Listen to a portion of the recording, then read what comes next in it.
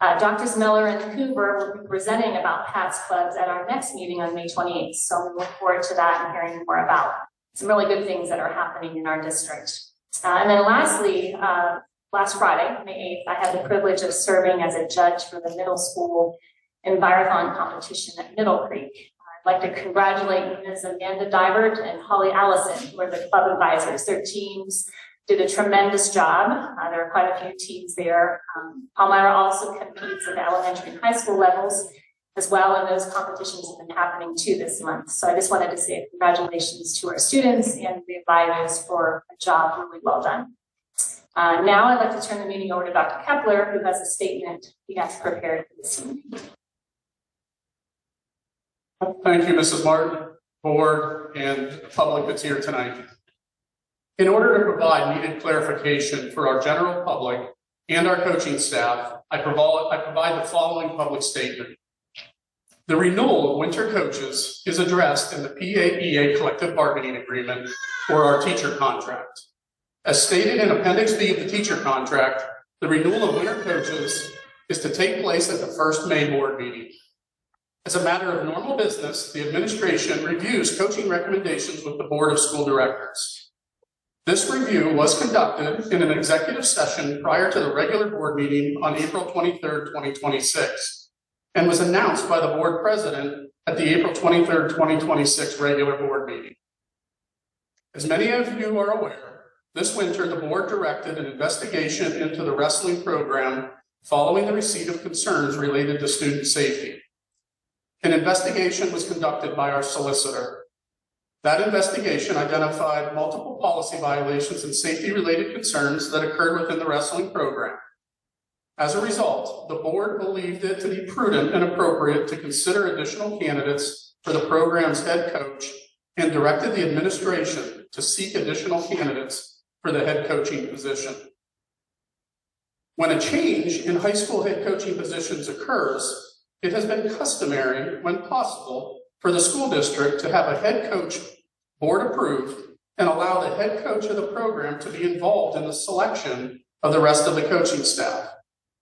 The head coach of the high school program works with the athletic director and ultimately the high school principal to bring forward a recommendation of assistant coaches. In some instances, this is not directly apparent to the general public, as time allows for all other coaches to be included in the initial recommendation and still be approved by the board on the timeline established by the teacher contract. In this instance, time does not allow for a head coach recommendation to be accompanied by a recommendation for the remaining coaching staff, as we have a May 14th deadline. The fact that no high school assistant coaches or middle school coaches are on tonight's agenda followed this process and would allow the head coach to be involved in the selection of additional coaching staff. As superintendent, I desire to be clear in communicating that the board has not expressed opposition to the current assistant coaches, either high school or middle school, for being considered to remain in their roles. The specific vacancy that is to be posted tomorrow addresses the head coach position only. In planning for this evening's meeting, there was a miscommunication between the administration and the board. The board's desire was to have middle school wrestling coaches on the agenda for approval this evening. While as superintendent, I was under the impression we were talking about all other coaches being approved at a later date. I take responsibility for this miscommunication. Additionally, I want to make it abundantly clear that no individual board member nor the board as a collective body has threatened termination of my employment contract, as was suggested on social media. In closing, thank you for your understanding and patience, and please know that the board and the administration are working diligently to ensure the continued success of the wrestling program while maintaining the highest level of student safety. Thank you. Thank you, Dr. Kepler. In light of your statement, I would like to seek a motion to amend tonight's agenda. Madam President, I would like to make a motion to amend tonight's agenda due to a miscommunication relative to the status of the middle school wrestling coaching staff. I move to amend tonight's agenda by adding voting item 12D under staffing administration and include the following middle school paid wrestling coaches and the middle school volunteer coaches. Those are listed as lead coach Joshua Lowe with a total of $5,875 for the season. Assistant coach Nathan Blount, $2,355 for the season. Assistant coach Jacob Myers, $2,355 for the season. And volunteer coach Micah Kunkel and volunteer coach Jeremiah Will. Thank you, Mr. Simons. I have a motion to include the middle school wrestling and paid wrestling coaches and middle school volunteer coaches as you listed. Do I have a second? Second. Second, Ms. Fondello. Is there any further discussion? Yes. Mr. Latimer? Since we're opening this up for an amendment, I would like to amend it and that we add Coach Regetz and the other assistant coaches to this as well. Get them on a vote on it. That's not on the floor.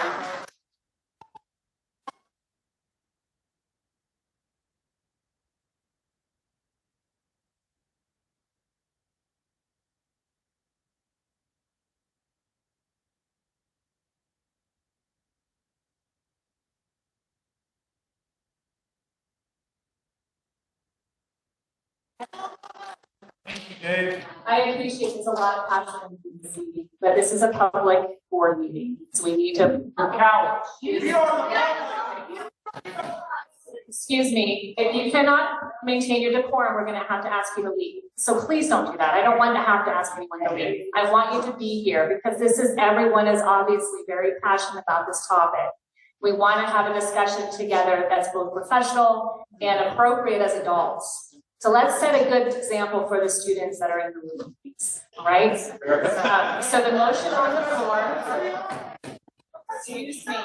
excuse me. I am not going to keep warning you. We have an officer here. We'll escort you out of the room if we need to.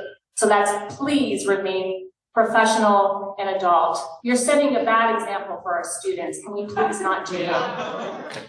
All right, I have a motion on the floor. Second. Mr. Lawson.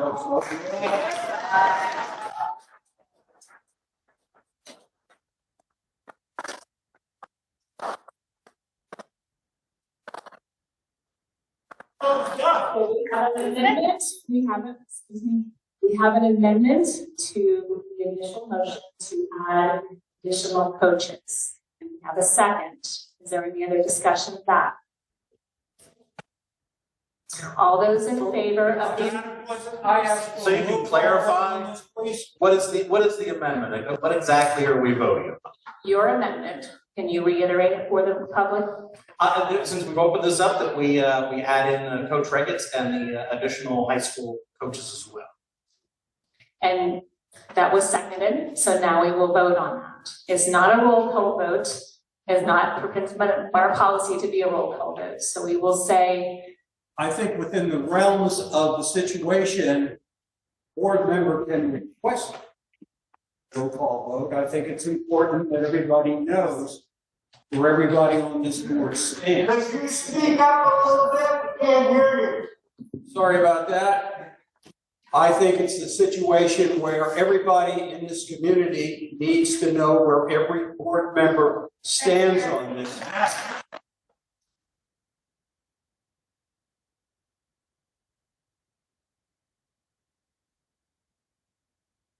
Therefore, I am requesting a roll call vote, which is, I believe, according to the rules, acceptable.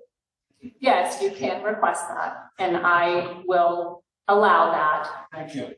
I don't see there any reason not to have that. I do have another comment, and that is our investigation, as Dr. Kepler stated, was conducted by our solicitor, found multiple violations by our head coach.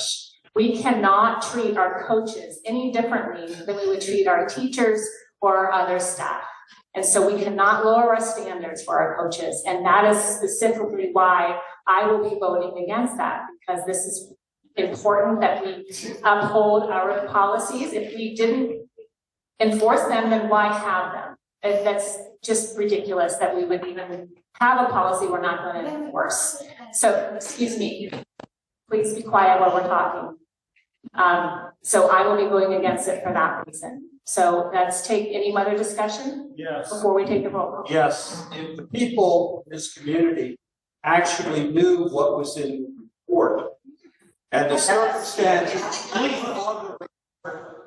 I think that we would simply excuse my French, French, this board would be looking like a group of assholes. Yes. You already did.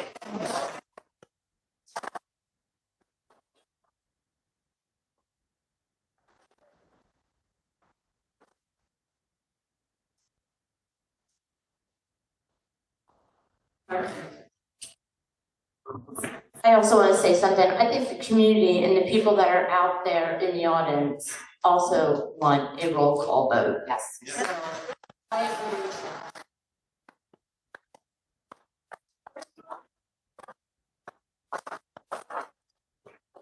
Yeah, we should just get rid of all of our policies.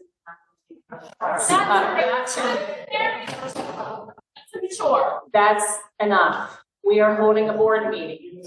Vote. You need to comply, professional. I Vote. think public policy is on before voting. We got the parliamentary procedure. Yes.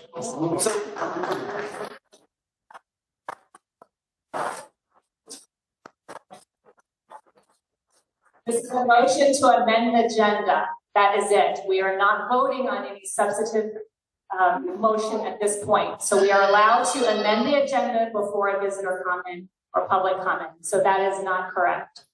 So let's go ahead and take the roll call vote. Well, I don't think we're done with comment yet, so thank you, Jill. So you referenced an investigation was conducted. When will that investigation be released to the public? If you remember during the Queen's English, the book, The Secret Library, as you like to refer to it, we had an investigation, we released those results to the public. When will Those were never released to the public. Absolutely, Mr. Dr. Kepler, read a statement, we released findings. When will the findings of this be released to the public? Have an answer for that? I am more than happy to have that released to the public. I would recommend to this board that you consult with your solicitor. I would think we should before we do that, absolutely, but I would have no problem having that released. All right, is there any further discussion? All right, hearing none. Do you want to take the roll call vote for us? Thank you, Mr. Prince. Then this reminder that this is a vote on the amendment, adding the high school coaches. Andrew? I recuse myself.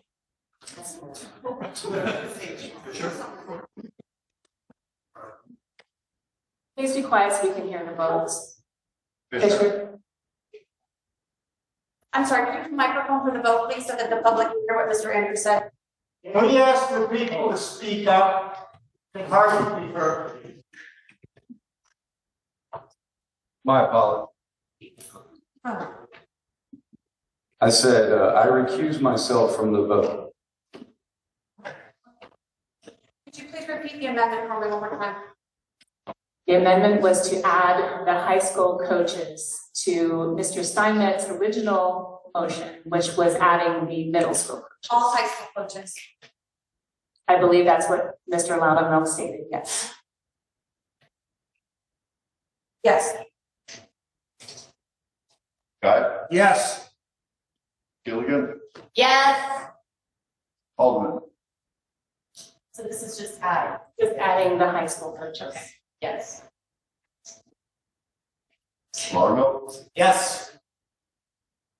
Martin? No. Mondello? No. Steinmetz? No. I vote 5-3, the amendment passes.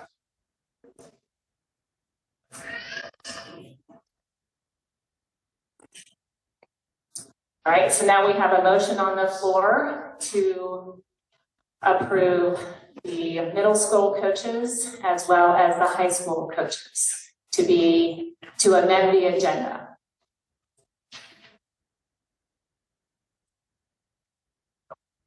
Do I have a second for the amended motion? Second. Is there any further discussion? Yes, I'd like to explore adding the names of the, yes, I'd like to explore adding the names of Coach Reggets and Coach Weidman back into the group of coaches for the vote this evening. With the motion, you're asking for a clarification of the motion. I'm asking us to add their specific names. Right, for clarification.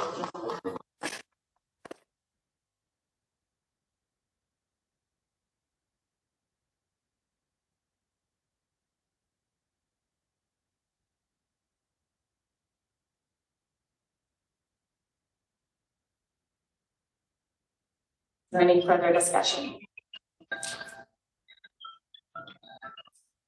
I'm sorry. What was that? So we're just voting to add this to the agenda.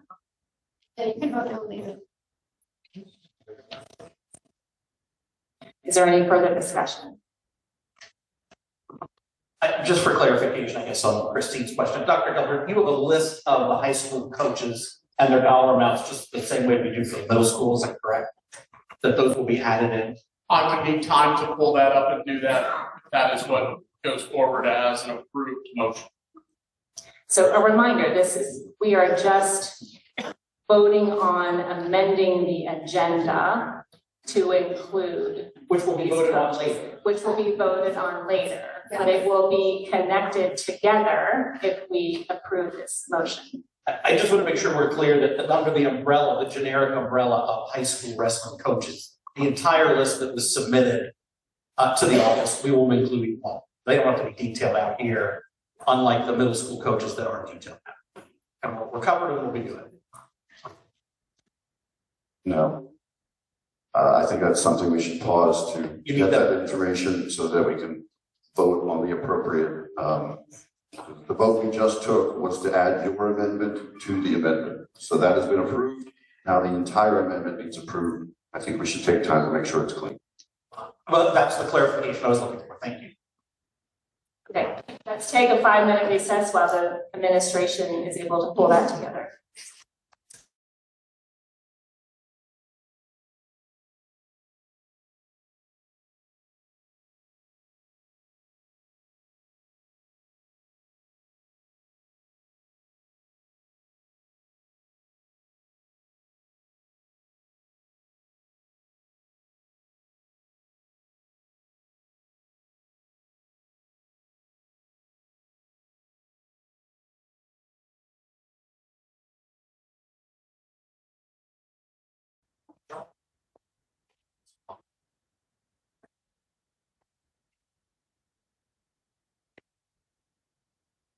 Is it noted behind you?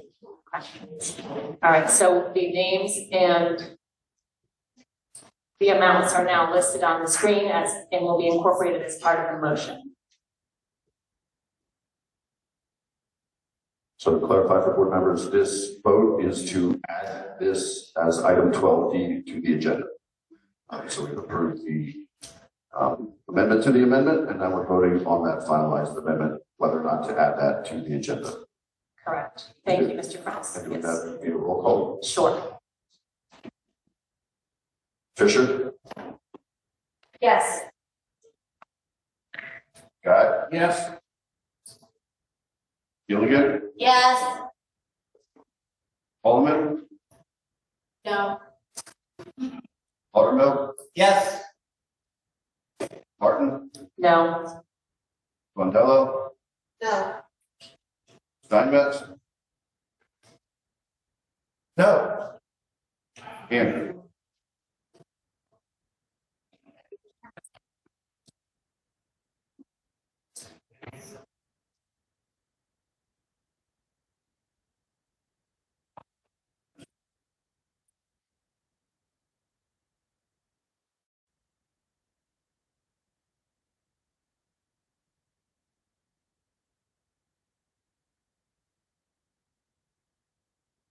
No. Amendment does not pass. Okay, so there will be no addition to the agenda. All right, next we will move on then to visitor comments. First, I'm going to address some rules of our procedure, I think regarding public comment that we have not been enforcing. Our board will no longer be allowing individuals to speak who have not signed up in advance. Our board policy 006. That me finish. Let me finish. I was going to allow it for this evening because I have not given you advance warning that we were going to begin to enforce this again. So this evening, that will not be the case. If you are here and you wish to speak and you can certify that you are either a resident or a taxpayer, you will be allowed to speak. What I'm saying is that moving forward in the next meeting on the 28th, we are going to begin forcing that policy again, because it makes no sense to have a policy if we're not going to enforce it. And this, again, exactly why we're here tonight. We need to be able to predict our meetings and know how many people we're going to have here to speak, and we're going to begin enforcing policy 006 and 003 for participation in board meetings. So just a quick overview of that. For our regular meetings, you're going to be asked to call or email or policy says call the district office before 12 p.m. on the date of the meeting, give your name, your municipality, and your topic so that you can be added to the agenda so that we will know who is here to speak. And then for committees, there is a sign-up sheet that has been in the back next to the agenda, and you need to sign in with your municipality and any topic that you're wanting to speak on. And we will give you 5 minutes for all of those visitor comments. So now we're going to begin visitor comments. Again, Jill, a point of order before we begin that. Can we bring those policies up? It's not my understanding that you need to sign up in advance. I thought that policy was changed to. no, it was not. Can we bring those policies up for review? We Can I see can that at a policy? future date, absolutely. Can we see that I believe you're incorrect. Can we see that policy? On the I screen? have them in front of me Okay. and I can read them to you. Thank you. Policies 903 and 006. We started at some point last year, and I don't know why, under Mike Koval, not enforcing that, being able to sign up in advance. So policy 903. Let me find it in here.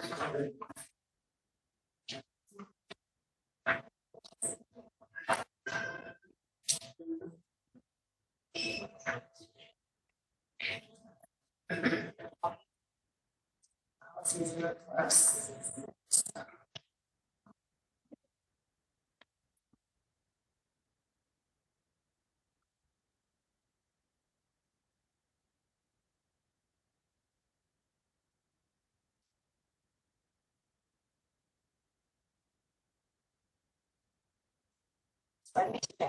I apologize for the delay.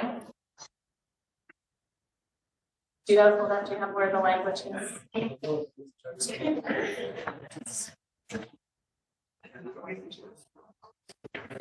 The language for regular meetings. People who wish to address the board are asked to call the district office administrative assistant to the superintendent prior to 12 noon the day of the regular official board meeting. The speaker's name and municipality, topic to be addressed, and group or organization affiliation, if applicable, must be stated to be placed on the board agenda. Under visitor comments on the agenda, the board will hear those who have signed up to speak. Number 3, a time limit for each speaker to comment may be set at 5 minutes. For committees, number 1, a sign-up sheet will be placed next to the agenda requiring the name, municipality, topic to be addressed, and group or organization affiliation, if applicable. The community input, number 2, the community input from the will be heard by the board is the last item on the agenda. Number 3, a time limit for each speaker to comment may be set at 5 minutes. So Dave, to your point, if the majority of the board would like to revisit those policies, we certainly can. And we can bring those up at a future board meeting. But until that time, we're going to begin enforcing that sign-up process so that we can have better predictability for our meetings and conduct these in a more professional manner. All right, so now we'll begin visitor comments. We're going to take comments in the order of when the individuals signed up to speak, and we'll work our way down through the list just a minute. Once we are finished with the list, then we will open the floor to others who may wish to speak, who will affirm they are residents of the district. Again, a reminder that this will not be an option at the next meeting on May 28th. So individuals who have signed up in advance have had to confirm that they are in fact residents of or taxpayers in the Palmyra Area School District. As a reminder, you will have 5 minutes to speak, and I will give you a 30-second reminder when your time is about to end. A reminder that this is not a time for dialogue with the board. This is not a meeting of the public, but a board meeting that is held in public.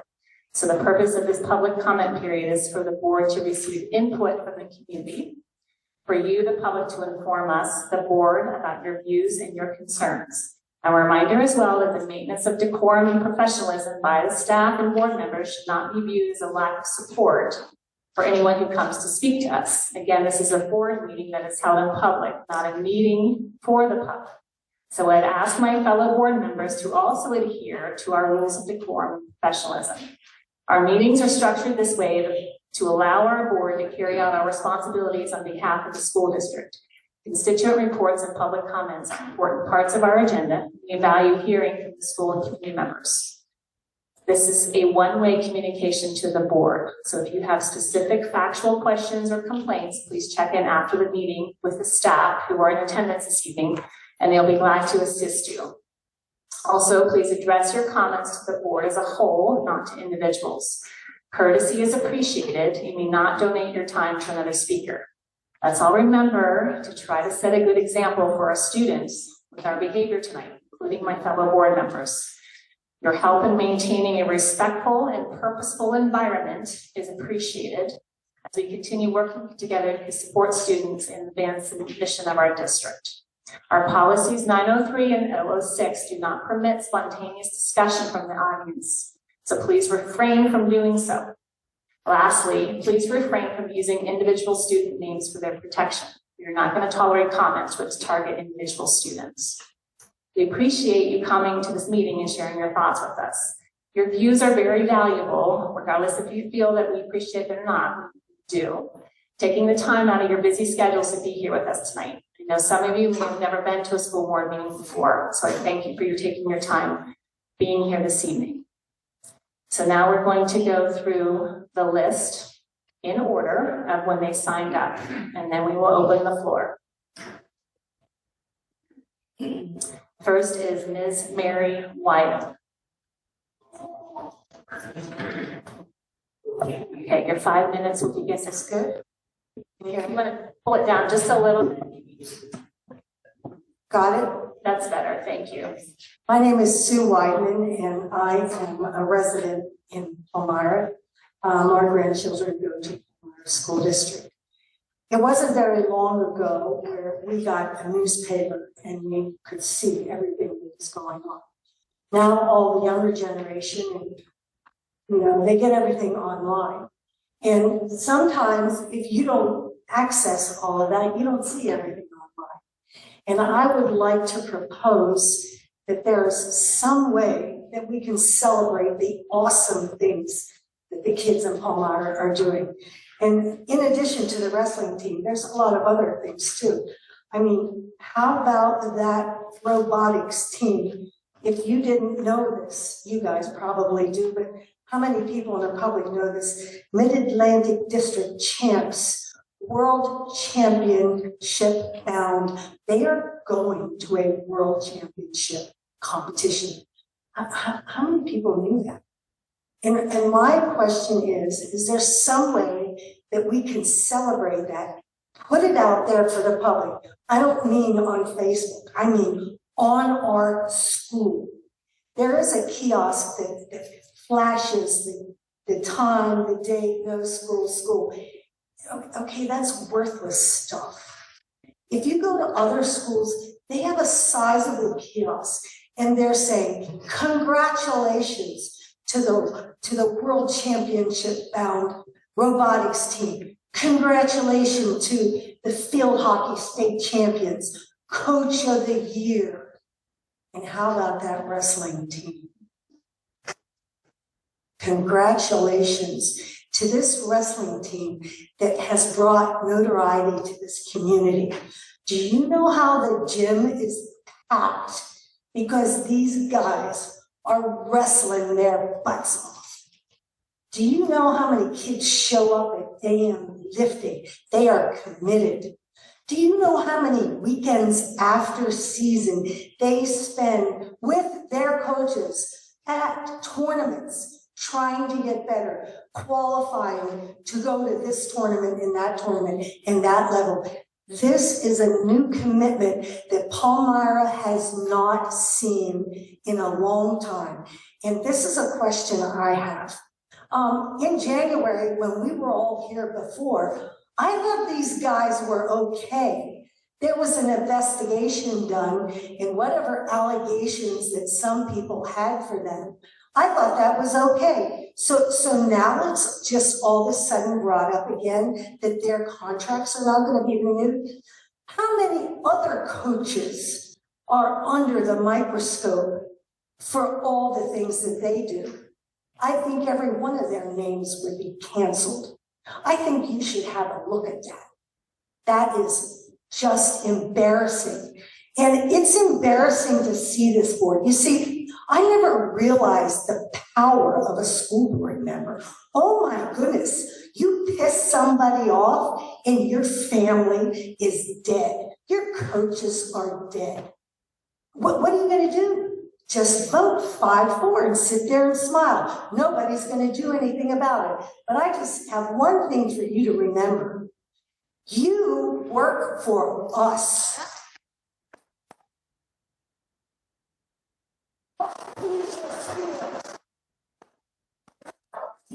Who cares about these coaches? You work for us. And speaking of breaking rules and breaking violations, you have a school board member that made accusations about our coaches. Where did that go? He still sits on this board.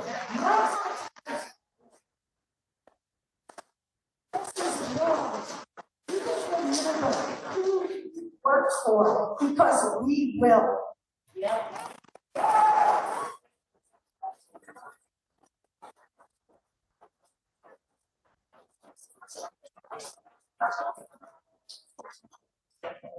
Thank you. This is James Lyman.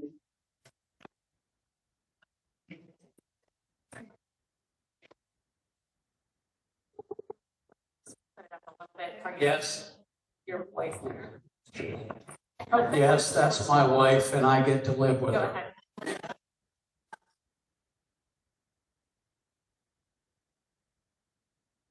I stand before you as a 21-year resident of Palmyra Area School District.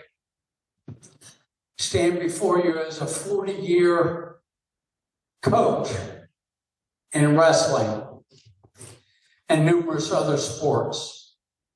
I stand before you as a semi-successful head wrestling coach at 2 local high schools. And for the life of me, I cannot understand what the rubric is that you evaluate coaches. I mean, wait a minute. Head coach of the year in District 3, would you please stand up?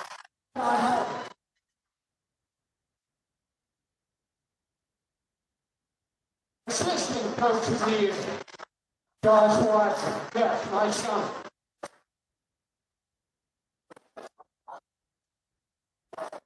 I stand before you just 2 years ago.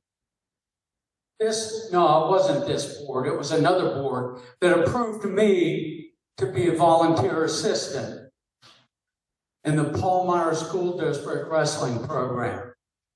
What an honor. And as my wife so articulately mentioned, you represent us. If you have an agenda, that should go out the window because it's not your agenda. It's our agenda.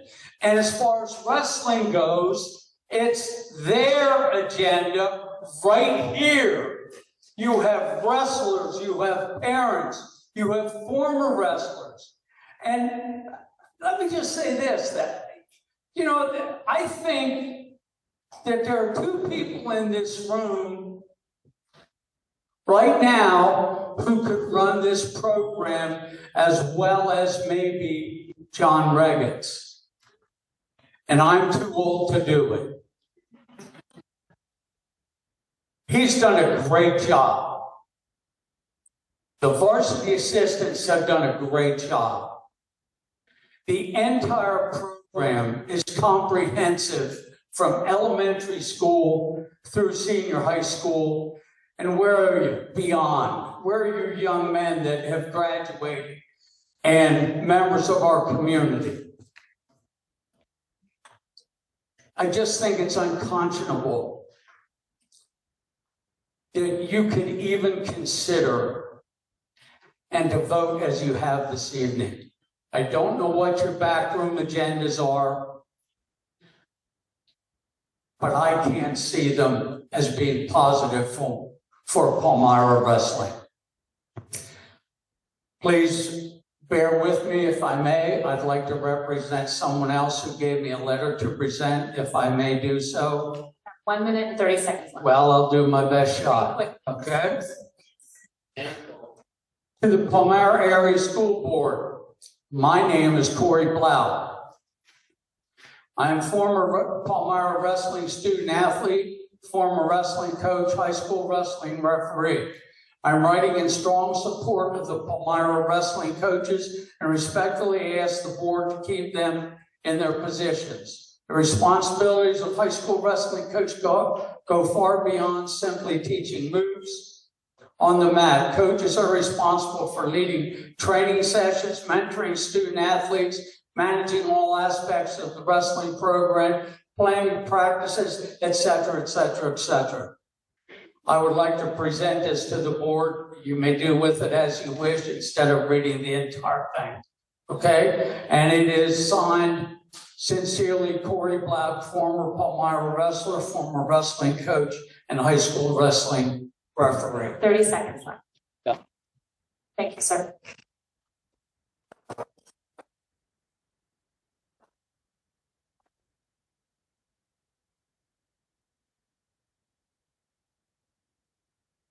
Susan Lee. Sorry, last name Blau.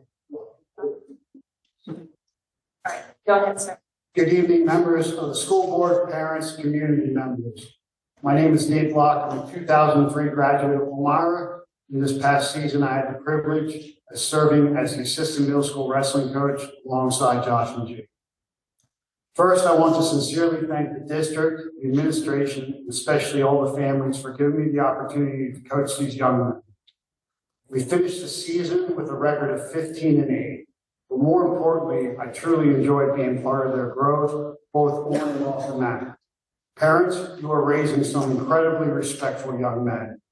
And I hope in some small way I was able to contribute positively to their success in life.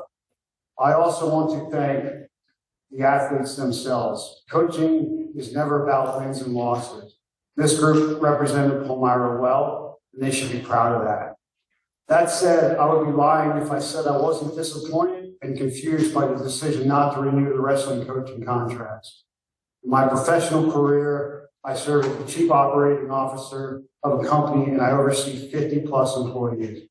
In business, I believe there are only 3 reasons to move on from someone. They underperform, they are a poor cultural fit, or the business itself is struggling and cuts need to be made. But even then, a good leader communicates clearly so the employee is never blindsided. If they are surprised, leadership has failed, not that employee. So imagine my surprise yesterday when I learned that none of the wrestling coaching contracts would be renewed. When I look at the wrestling program as a whole, I don't see underperformance. I see growth. I see student athletes succeeding. I see coaches investing countless hours into these kids. I see relationships being built that positively impact young men during some of the most important years of their lives. The high school program just experienced one of the most successful seasons in the school's history. At middle school, we worked hard to build the foundation underneath that success. So naturally, people are left asking why. I'm not standing here tonight angry. I'm standing here looking for understanding and transparency. Because the athletes, parents, alumni, and community deserve clarity. When an entire leadership program is removed despite measurable success and overwhelming community support. At the end of the day, this should always be about what is best for the wrestlers and the students. Stability matters, leadership matters, mentorship matters. These young athletes deserve consistency and people who are invested in helping them succeed. not only in sports, but in life. I want to personally thank Coach Weidman for inspiring me to become a better coach. His knowledge, patience, and ability to teach the sport the right way made an impact on me and the way I will carry on forward. Thank you, Coach Regetz, for building a program that these athletes could believe in and take pride in being part of. Thank you to Coach Lowe and Coach Gabe. It was a pleasure building a team and a system with you, and we're just getting started. And finally, to the wrestlers, I had the privilege of coaching. Do not let this discourage you. Wrestling in life will always have moments that do not make sense in situations you cannot control. What defines you is how you respond. There's a saying I believe in so much, I have it tattooed right here on my wrist. E plus R equals O. Event plus response equals outcome. You cannot always control the event, but you can control your response, and your response will determine the outcome. Continue to work hard, stay disciplined, support each other, and carry yourselves with pride. The lessons you learn through this sport will stay with you long after your wrestling careers are over. Keep chasing your goals and believing in yourselves, because you are capable of more than you realize. Thank you. God bless.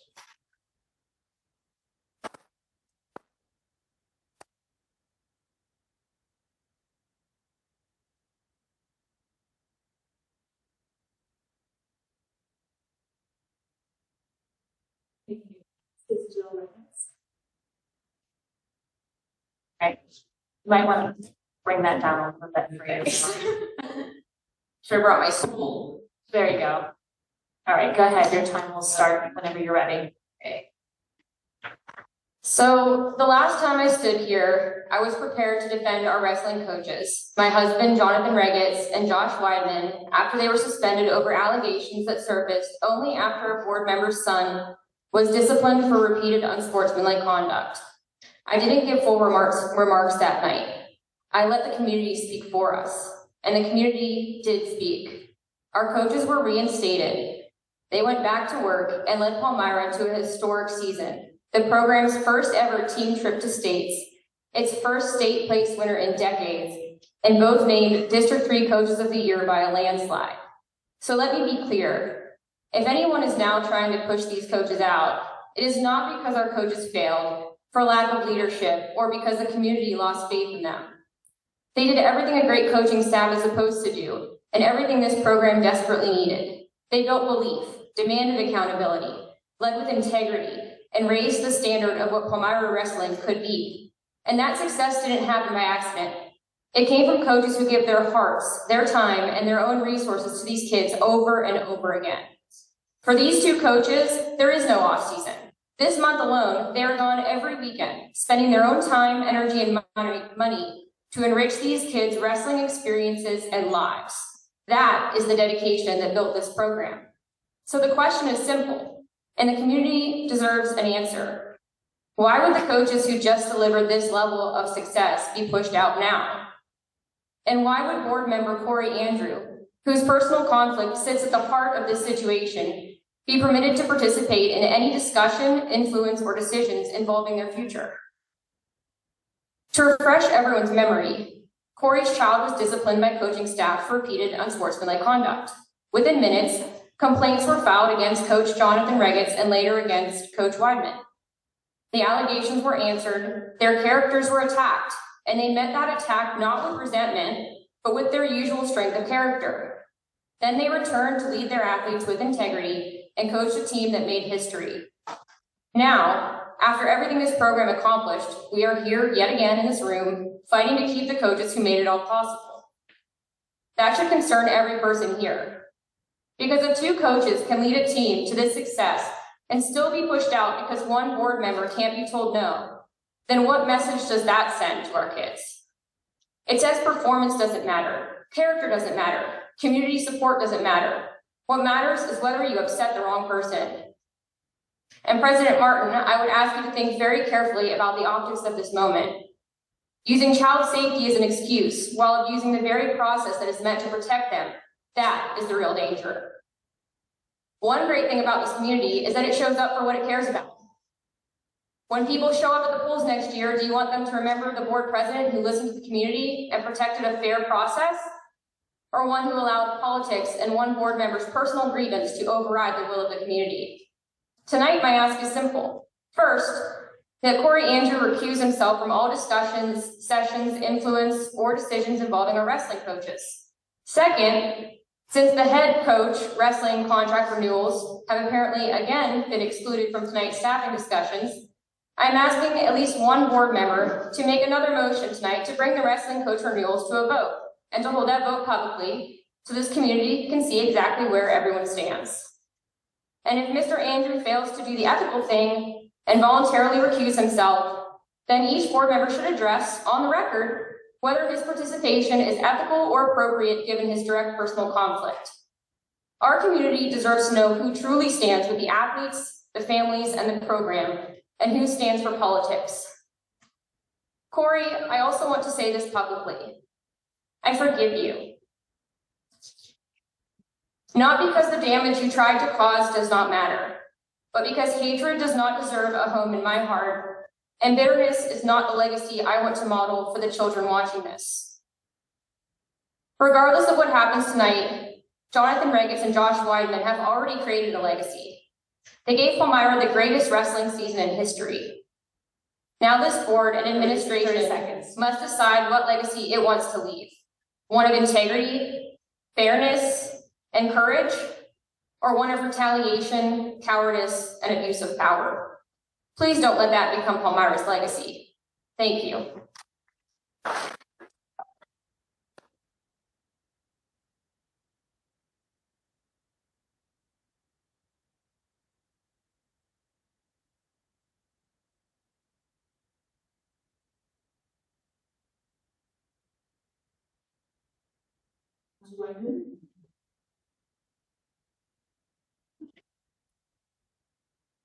Move that. Just move that up a little bit so we can hear you. Maybe Mike can help you. There we go, perfect. Okay, are you ready?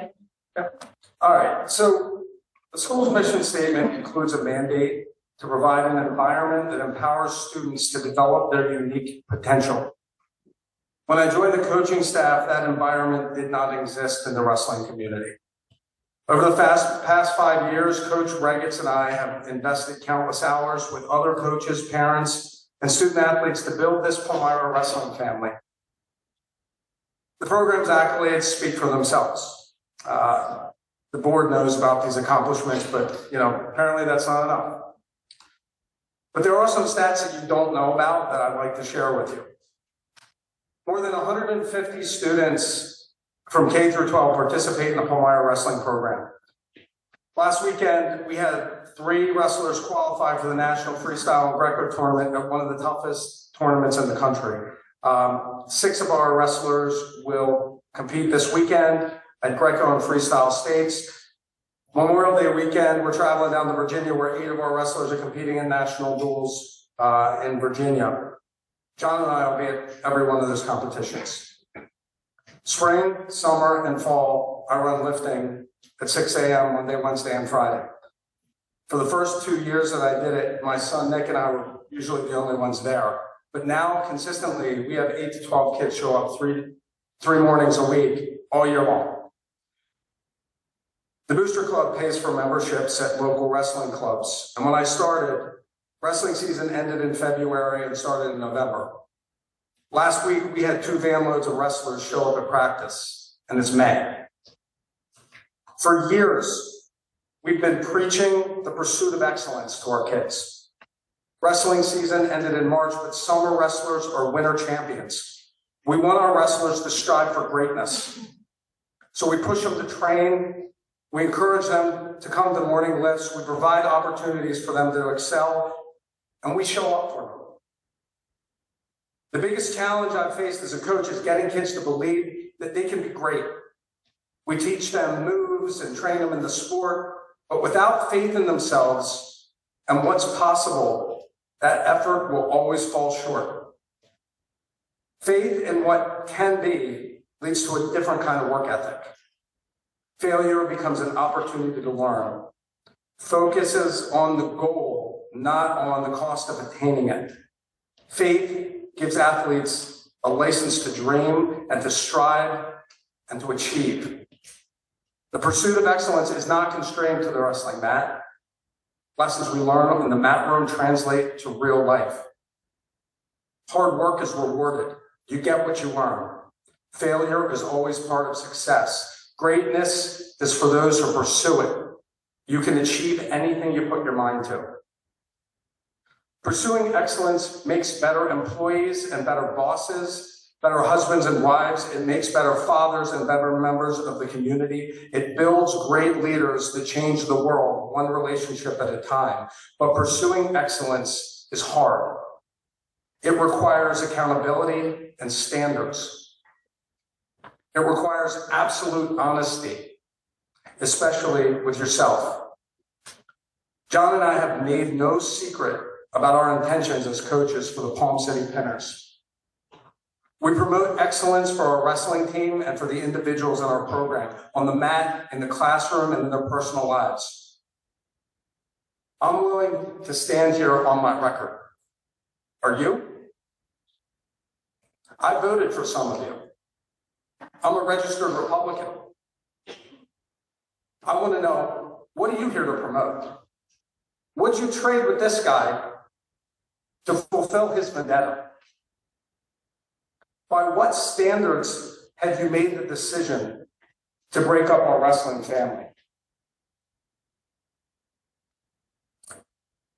Last month, you made a bunch of votes in the dead of night like a bunch of crooks in your administrative session where nobody can see and nobody can do anything.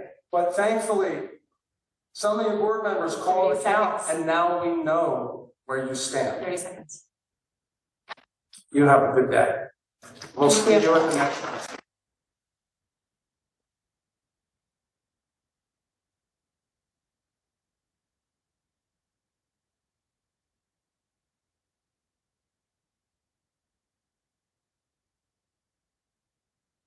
Ms. Carrie Bonanno.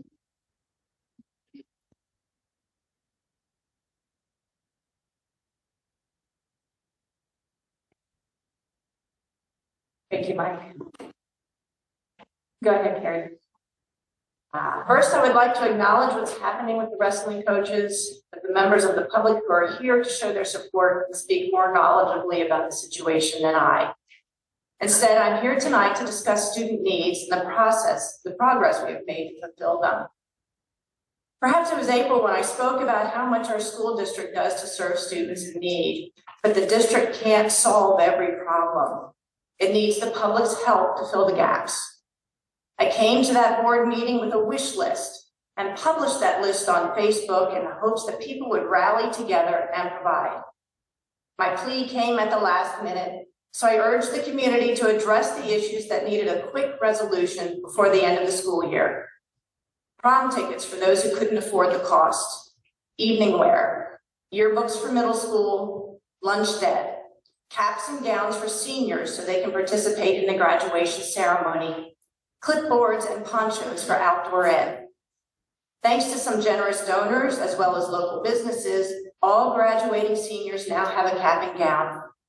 We had approximately 12 students who couldn't pay for a prom ticket, and the community provided for all of them. Formal wear was also donated to the high school. It is difficult to identify how many students in the middle school might need a yearbook. We had one donation. As far as I know, $50 was donated to the social worker fund to be distributed where necessary. The biggest impact we had was with lunch debt. Giant Food Stores provided a donation of $4,595.53 just this Tuesday, which is in addition to other community donations of $1,287.06. And as of Tuesday, May 12th, this district still carries a lunch debt of $4,283.05. Palmyra and business donors can be very proud of the impact they had on students this year.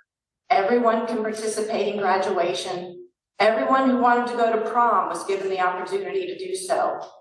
One middle school student now has a yearbook, and his or her friends will sign those pages just like everyone else. Even one small donation can make an impact. I'm proud of the people and business owners who made a difference for this district, but I hope we can do more. We do still have over $4,200 in lunch debt remaining. Next year, we will have more seniors who need a cap and gown, students who can't afford a ticket to the dance, students who can't go to Minithon due to cost, students who want a yearbook or a tracker keeper, or who can't afford the clipboard and rain poncho for outdoor ed, or cleats and a shin guard. There's more work to be done, and I hope we can continue to make a difference together. If you, anyone out here, know of any businesses or churches who would like to make a difference, contact them and ask for a donation. They can send a check earmarked for something specific, or they can give a donation to the social work fund, and the money will be dispensed where needed. I give my gratitude to those who have provided donations already or facilitated those donations, especially with Giant Food Stores. You are making a difference in someone's life. And I'd also like to take this opportunity to acknowledge Mr. Steinmetz and Mrs. Martin. They've both played a role in getting donations to our schools, so I thank you both. And if I could change gears for a moment to the partially built administration building, I have a letter from my husband, Jerry Bonanno, who writes, I have a combined 30 years of construction experience in both field and office work. I would like to offer up areas of concern for the board's consideration regarding cancellation of the contract with H.R. Weaver. As a project manager, the first thing I would have done in response to PASD's inquiry to cancel the contract would have been to create a cost code for work stoppage to charge man hours and instruct all concerned assistant project manager, superintendent, and foreman to keep track of their time spent on this matter. The change order would be submitted along with the final pay application, and this action by PSAD would open pathways for all prime contractors and subcontractors to file for breaches of contract. Dependent upon the terms of the contract, those prime contractors and subcontractors may seek recovery of any associated legal fees. PASD would be responsible for the cost of loading and shipping materials back to their suppliers and assess restocking fees. Some suppliers may refuse Your time is terms. up. I'm sorry. Okay, Thank you so much.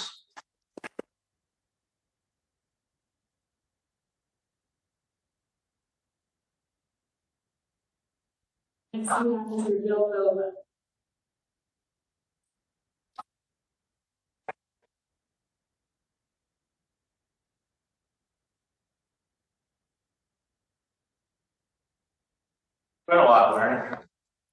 All right, your time. You ready? Yep. Okay. Yeah, members of the board, first of all, I've served on this board, I appreciate what you all do. A recent editorial I wrote about the board,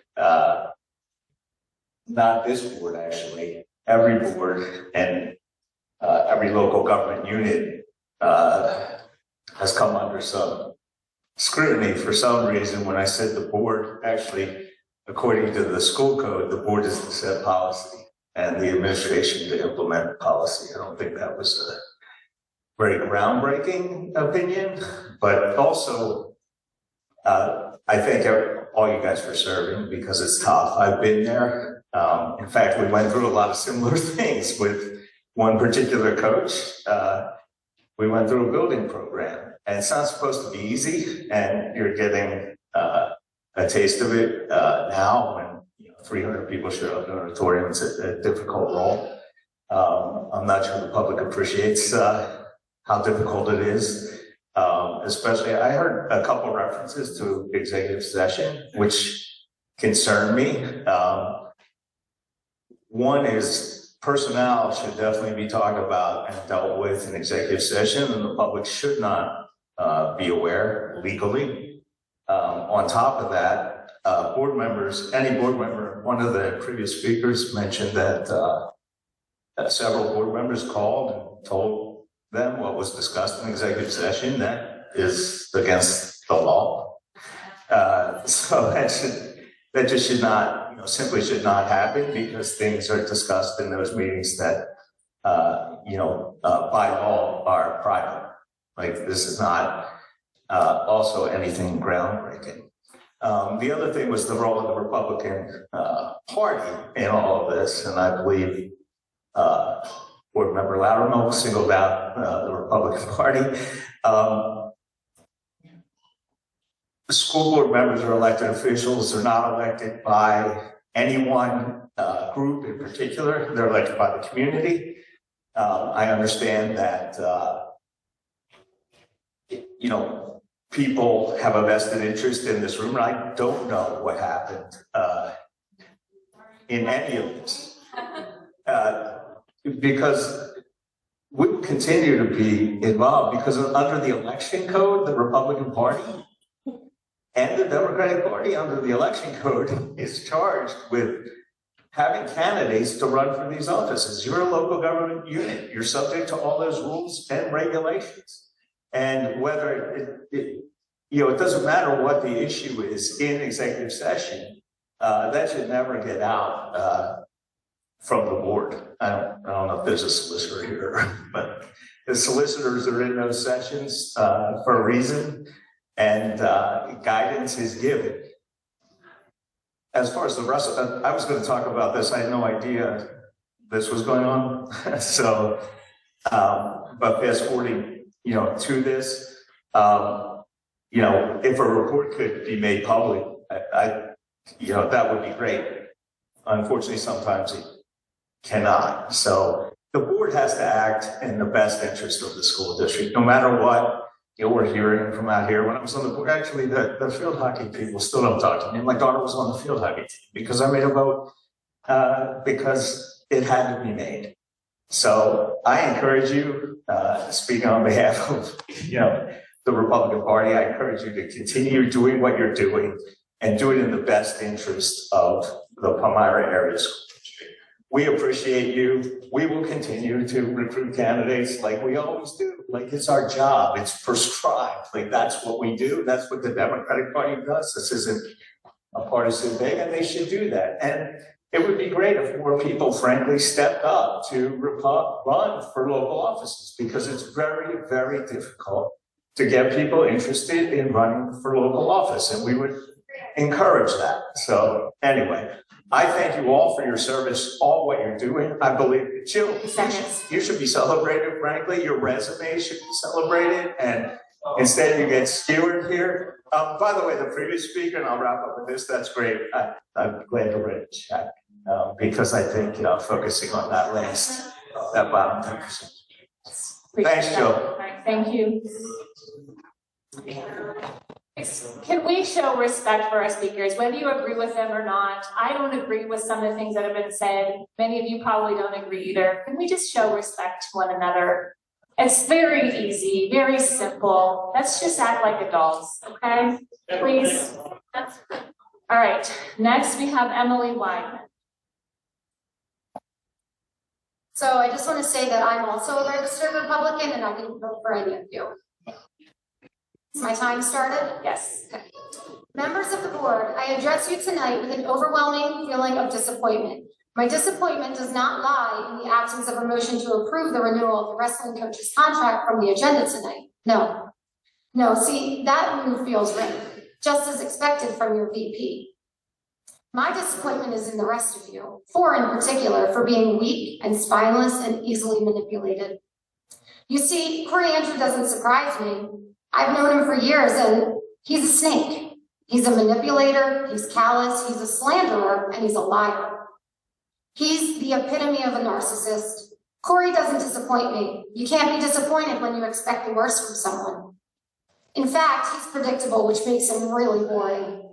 I mean, he showed us when he made that dramatic move for the no vote. Let's wait. He loves it, he thrives on it. But you, Jill, Alicia, Seth, Cynthia, you're the disappointment. And I wrote this before we had a vote tonight. It's like I knew. You see, 4 months ago, we were rallying here. We had the troops in, we got them again. Thanks, guys, for showing up. And we made it real clear what type of leadership we wanted for our young men in this community. These coaches, their character speaks for themselves. And it was rightly found that the heinous allegations Corey made about John Regetz and Josh Weidman were completely and utterly unfounded. After a thorough investigation you conducted, you promptly reinstated them back into the program, right where they belong. And now we're second guessing that. I don't know how you could put them with the kids if there were still issues. But I will say, it didn't go unnoticed that the wrestling team wasn't invited to be recognized at any school board meetings for their exceptional team run with 3 state qualifiers and a state place winner. Elijah Foltz, you here tonight?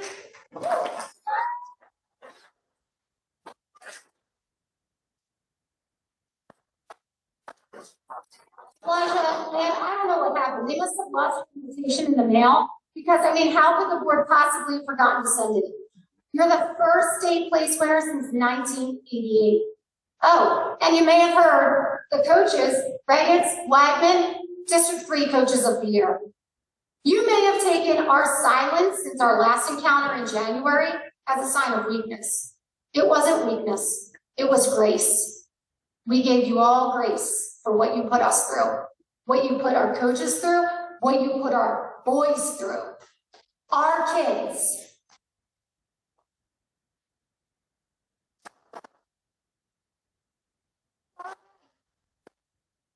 Really have to stop meeting like this. It's getting awkward.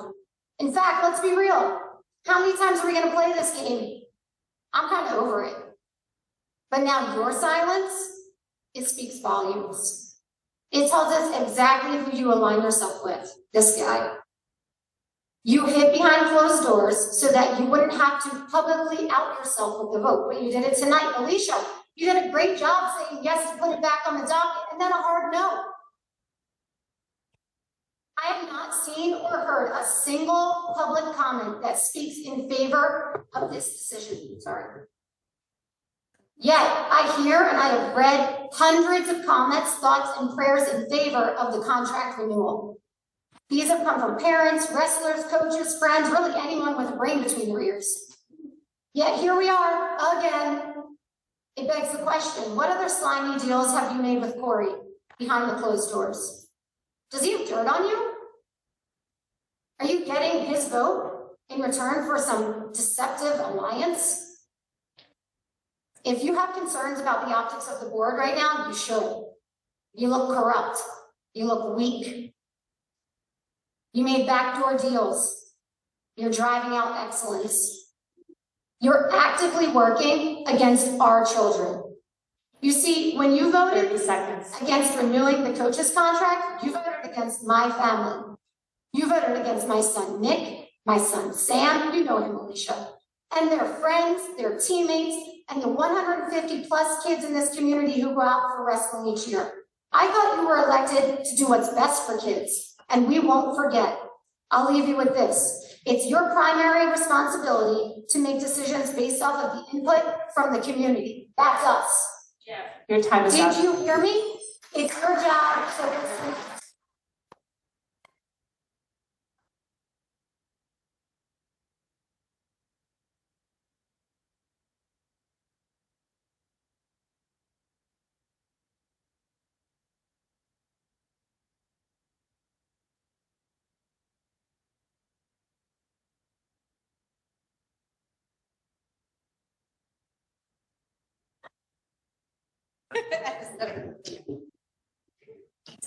Angie Foltz, are you ready? Yes.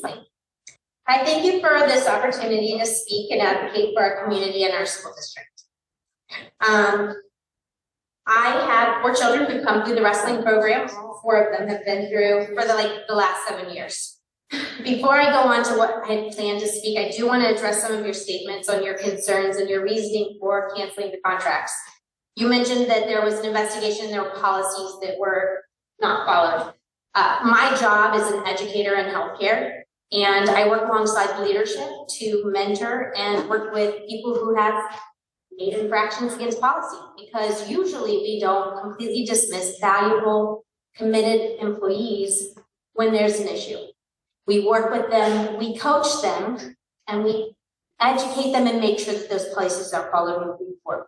It takes a pretty egregious issue to mean an automatic cancellation.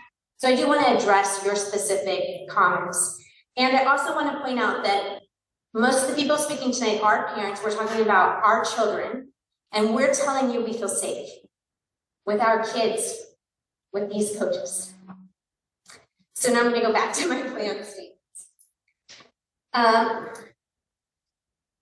We have seen first Shane Manning and then Jonathan Regetz and Joshua Weidman develop the wrestling program that we have today. Jonathan and Josh have devoted countless hours beyond their contracted time to build into our young men and this program, including my children. For instance, mentioned this weekend, my son was wrestling and very proud. He qualified for a national tournament this weekend, and these coaches stayed until 4:30 p.m. on a Sunday evening in Poconos on Mother's Day to support my son. He has big goals for wrestling. He would like to wrestle at a Division I school, and these coaches believe in him. And they tell him that they believe in him, and they put their money where their mouth is. They show up and they support him. Removing these men from his life as coach will hurt him and will hurt his goals. He doesn't deserve that. He does deserve grace, and he does deserve people who are willing to work with employees. My understanding of a school board is to make decisions and use their influence that best serves the stakeholders in the public education of the community. This school board has made several decisions that have placed a negative light on our community. I work in another county, and I have had many coworkers come up to me and confusion on decisions that this board has made. We are making news in Palmyra. It's not good. If I were new to this area and I'm looking for a new home community, I would. My question to you is, what is your motivation in these decisions to influence the removal of our coaching staff? You say it was for safety. However, I've mentioned there are many ways we can address the infractions. Was the decision for my children, for these kids? I don't think so. Because you would look at them and you would see the investments that have been made in them and their belief in their coaches, and you would want to work with that. You would want to make it happen. You can do that.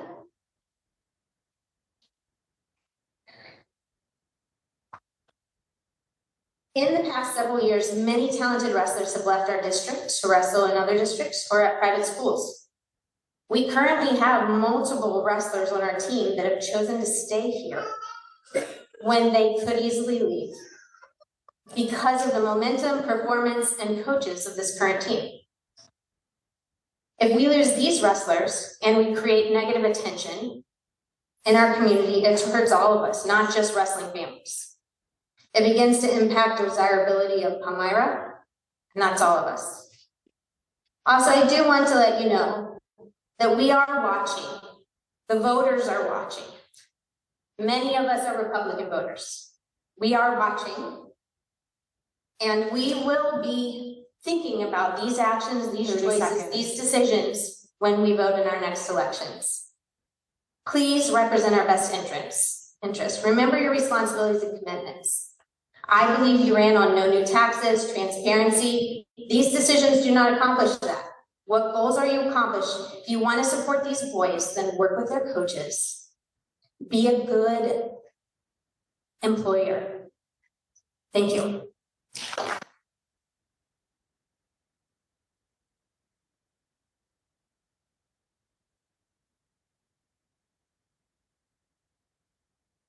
Next is Joanne Jones. You ready? Go ahead. You all claim to be here for our kids, for our teachers, for our community. For a few of you, I believe that's mostly true. For others, it's a blatant lie.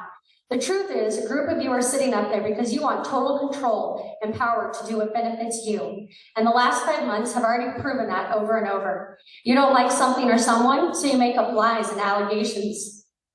You want to dismiss coaches with no explanation or reason at all. Safety.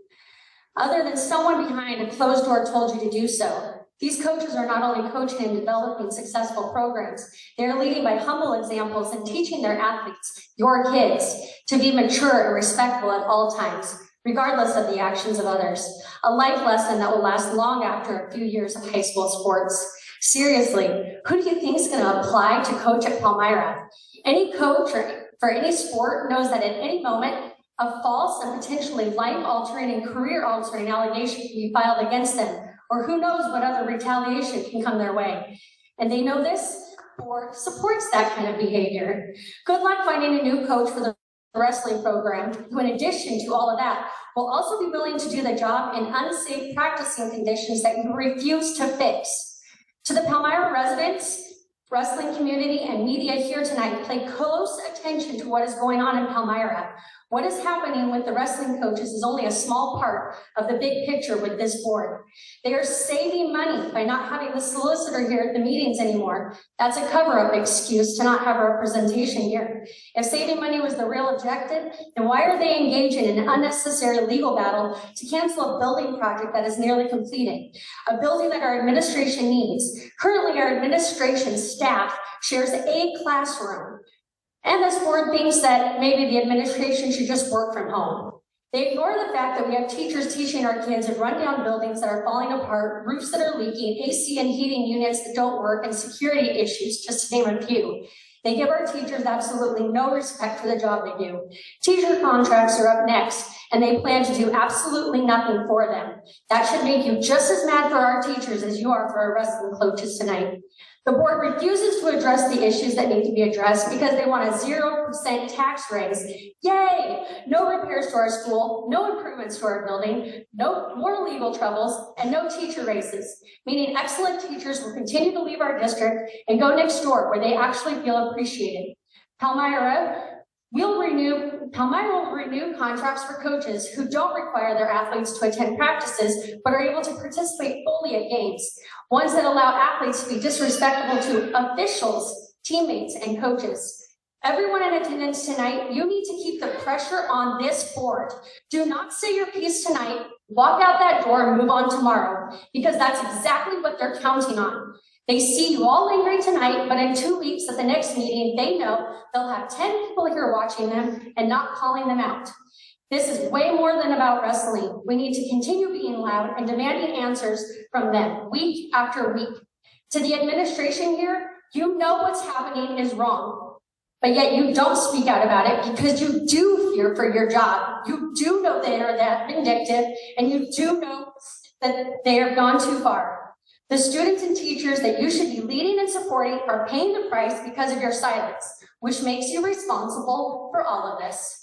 To the board members that don't agree with what's going on here, we need to hear your thoughts rather than just seeing a vote. Reading how you feel in a few days on a social media post doesn't do any good if you don't speak up when it truly matters. This is a public meeting, and this is where you dialogue. You want the community to be involved? Then involve the community and let us hear you.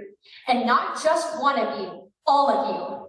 You are in those chairs because you promised to be our voice. You know the policies and procedures that are in place that allow you to challenge appropriately and speak on behalf of the community, yet you stay silent. Speak up. You know exactly what we want. You know what we're begging for you to advocate and fight for. If you continue to stay quiet, if you continue to let our district fall apart, then there is no difference between any of you. Thank you.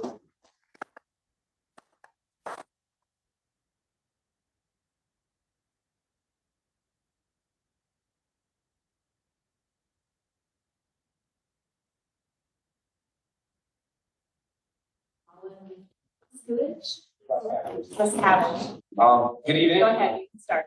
Good evening. My name is Colin Buscavage. I'm a freshman, and I wrestled for Palmyra High School this past year. I just wanted to say how much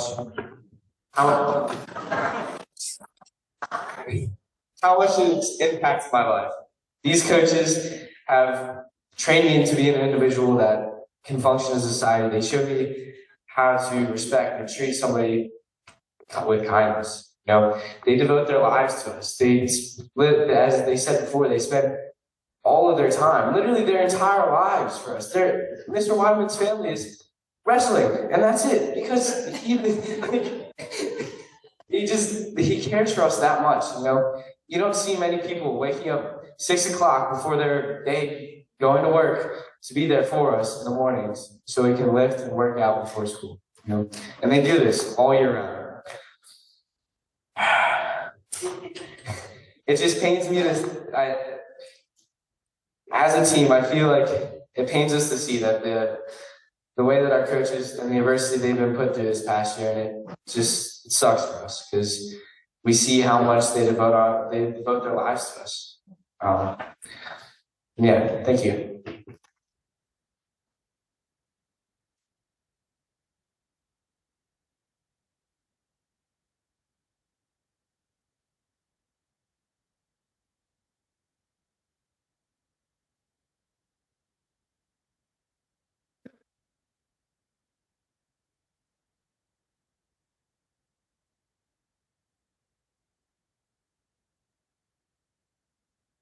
Elijah Bolts, your time starts now. All right. Well, hello, board. So my name is Elijah Bolts. I am a sophomore at Pomona High School, and you may know that I was the team's first state place winner since 1988.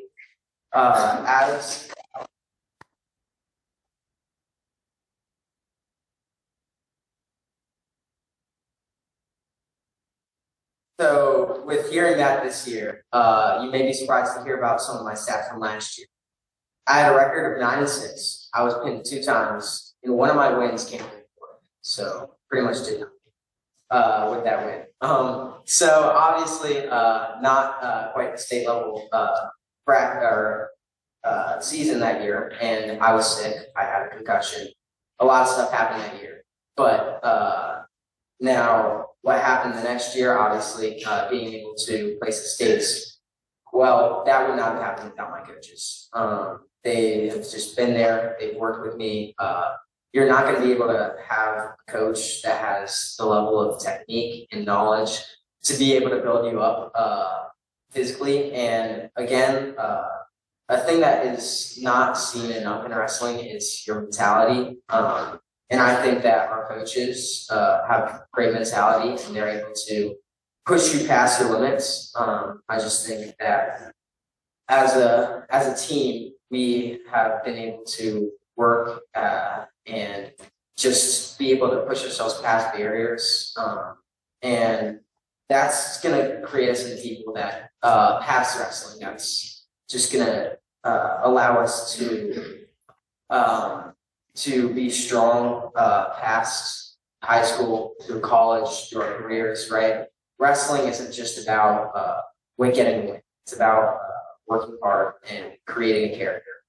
I believe that Coach Regetz is a coach that is going to build character and a wrestler. I think that losing him would be a big mistake. I don't think you'll find a coach that cares for us as much as he does. He doesn't have kids in the school. He's in it just for loving us. We are the equivalent of his kids, right? He cares for us. He spends his own time and just works to allow us to become better people. And it pains me to see that it's trying to be taken away from him.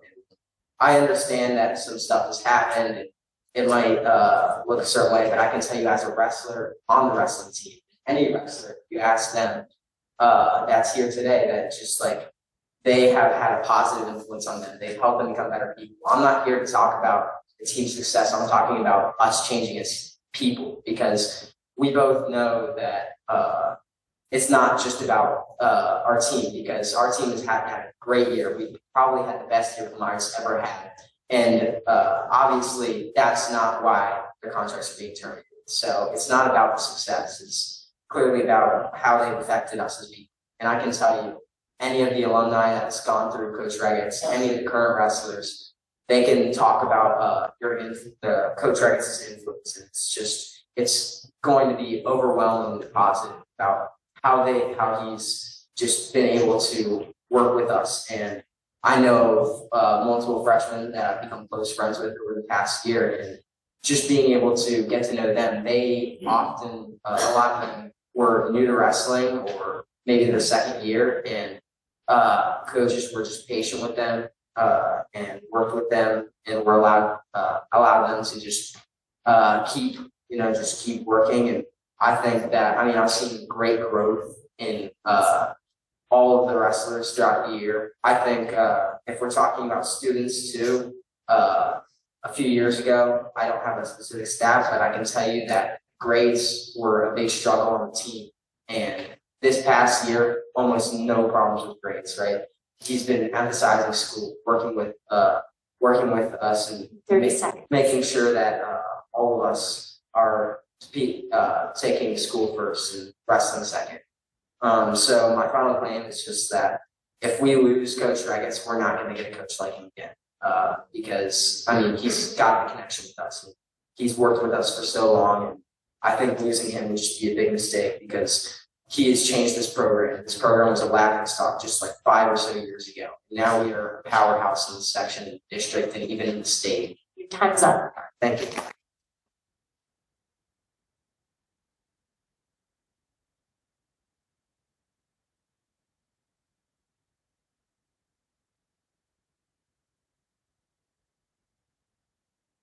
Especially appreciate the students coming. You both have a very good job commenting and being very respectful. So I appreciate that. Thank you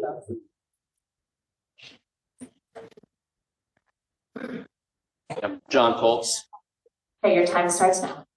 Plus from Palmyra. The shame of that is that you are taking away their coaches. They're up here, good or bad, because you are taking away their coaches. So Mr. Andrew, Mrs. Martin, Mr. Steinmetz, Miss Haldeman, Ms. Fondello. I don't know why you chose to vote against the coaches, to even not put it out there to vote. I know why Corey did. But you other ones, why are you hurting our team, our coaches? You know, when this decision was made, why wasn't any of the stakeholders, why weren't they this decision discussed with stakeholders? I'm a parent of a wrestler. I'm on the wrestling board. I'm the vice president of the Booster Club. No one came and talked to us. No one came to talk to the parents. No one came to talk to the wrestlers. You reinstated the coaches. And again, if there was an issue, why would you reinstate them? So are you failing the kids by reinstating them, or are you failing them by not renewing the coaches' contracts? That's what's frustrating. I didn't want to be here again. We were back here in, when was it? January. I don't want to be here. I want to be a wrestling dad. I got 2 kids in college. I got one who's going to be going to college. I don't want to be spending time sitting here having to defend my kids' wrestling coaches and help just so that they can do what they want to do as a team and as a athlete. It concerns me. And Mr. Bova, I don't know if you're still here. I've been a Republican my entire life. I've lived in Palmyra for 30 years. You don't speak for me as a Republican. There's 5 people here who voted against our coaches tonight. They were all endorsed by the Lebanon County Republican Club. And I don't know what's going on in that club, but I'm not a part of it. And it's very frustrating to me. And you can rest assured that when election time comes around, Mrs. Fondello, Mrs. Haldeman, Mr. Steinmetz, Ms. Martin, Mr. Andrew, I will remember that. And the other thing is,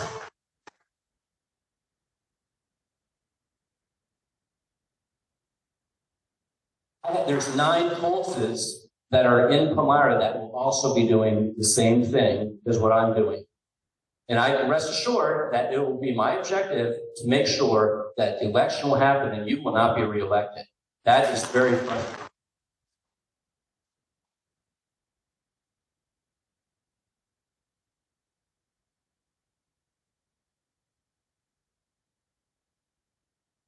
I am not a political person. I don't want to be. But you brought politics into my life because you're affecting my family now.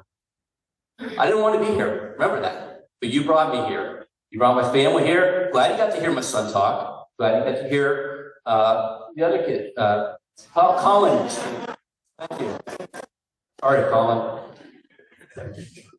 But this is what we've become of our board is we sit here and we make backroom deals and we negotiate. I'm not sure what's going on. The other thing is, if you don't want to raise taxes, that's what you ran on. I'm a business owner. Who can tell me here, has anyone had their income go up? Or not their income, I'm sorry, their expenses go up in the last couple of years? Okay, I'm sure the school has had their expenses come up. So if we're not going to raise taxes, what are we cutting? What is it that we're going to have to give? I remember back when the CARES group was in Palmyra, I was in high school, I had to start paying to play sports. It was like $105 a sport. Every sport I had to pay. Are we going back to this? What are we going to do to cut the taxes? Because expenses are going up.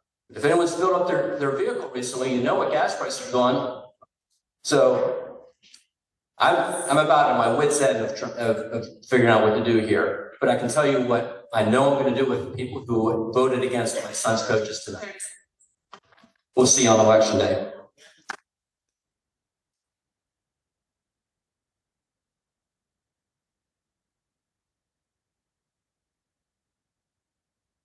Carl? So you Your want to talk time about, starts now. you want to talk about policies, right? You want to push policies in these things. All right. What happened to the policy that I notified you of that man's son when he had 3 unsportsmanlikes? Your policy says he should be removed from the team. But now you want to we're going to enforce his policy with your chest puffed out. Not acceptable. You didn't do it then because he's on the board. Now you want to do it to 2 excellent men that have been nothing but supportive of all of our kids, have brought this team from nothing to here. You guys have no idea what you're doing. Seriously. Show a little passion. How many of you even go to a wrestling match? Raise your hand. Let me see it. Wow, imagine that. But yet you're going to make a decision on 2 awesome coaches that when you watch in their corners, they are passionate. There's fist bumps. There's chest bumps. There's everything that you could want from a coach. And you can see it in the kids' faces. They are happy. They are proud to be Palmyra. You guys are not doing a very good job right now of representing us. It's sad. It really is. Because you know what? I moved here from another area because I knew the school was fantastic. Well, you know what? You're proving me wrong. You guys need to stop listening to one person and listen to this. You just heard 2 kids talking. You heard a lot of parents over here talking. Think about that. Use that instead of that. Plain and simple. This is not rocket science here. This is just common sense. You're making decisions off of one guy. I mean, it's stupid. It really is. You guys have your own minds. Don't let somebody brainwash you. The program has came from nowhere, which I know we hear Mr. Wilder deserves a round of applause because he stated years ago he's looking for a coach to rebuild this program.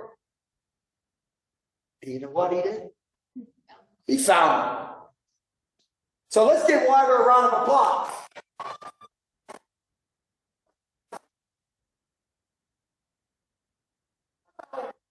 I just want to take that away. Explain that to me.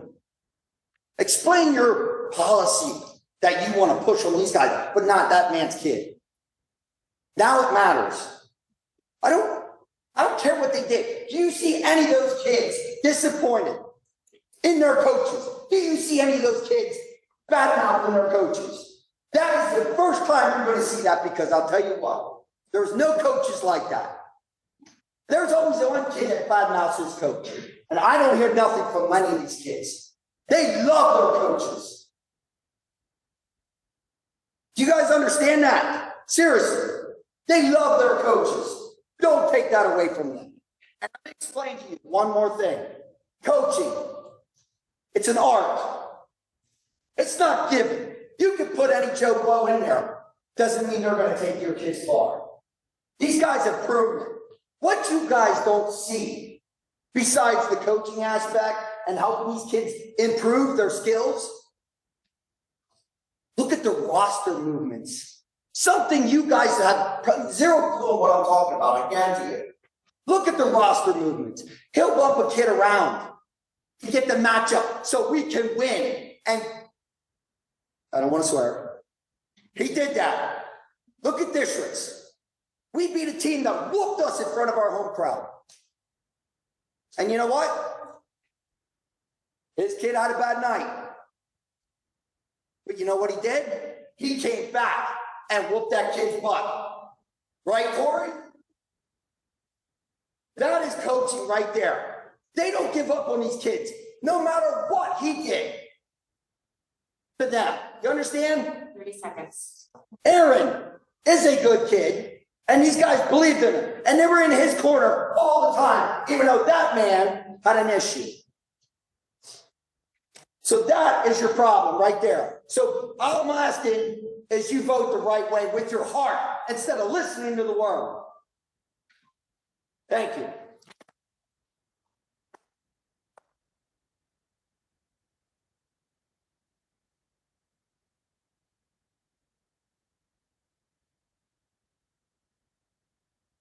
Sue Carl.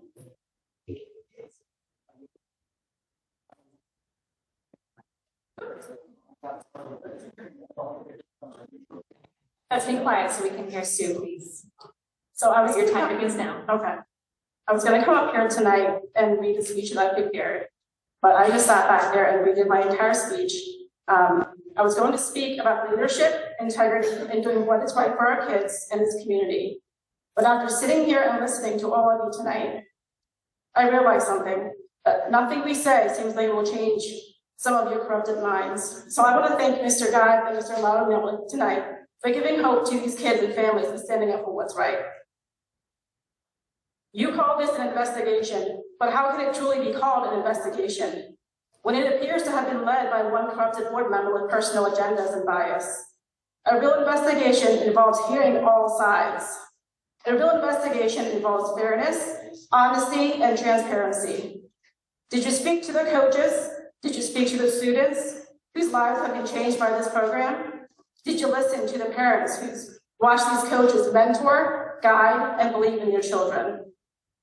Or did you only listen to the voices that supported the outcome you already wanted?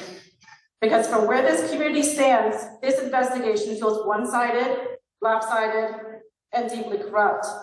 Whatever investigation you think you may have found, just know that I and my family 100% trust Coach Reggets and Whiteman.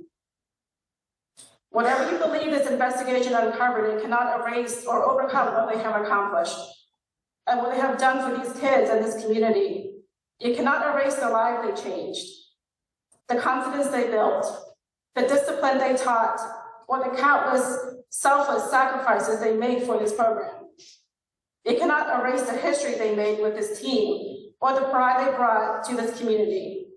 The impact they have had is real, and everyone in this room has witnessed it. What makes this even more heartbreaking is that this is not just about coaches. This is about the kids. These athletes sitting in front of you trusted the adults in this district to protect what they worked so hard to build. They trusted you to make decisions based on truth, fairness, and the best interests of the students, not politics, personal grudges, or abuse of power. But I do want to thank those who did choose to stand up for these kids tonight. Thank you to the board members, parents, coaches, students, and community supporters who showed courage and integrity by speaking out. Your voices mattered. These kids will remember who fought for them. And while some people in this room may hold positions of power today, positions eventually fade. Reputations fade, titles disappear. But the impact you leave on these children in this community will remain long after tonight. You have concerns about safety and not trust these coaches. Why don't we ask these boys right now, how many of you feel completely safe with Coach Wyman and Coach Reggets?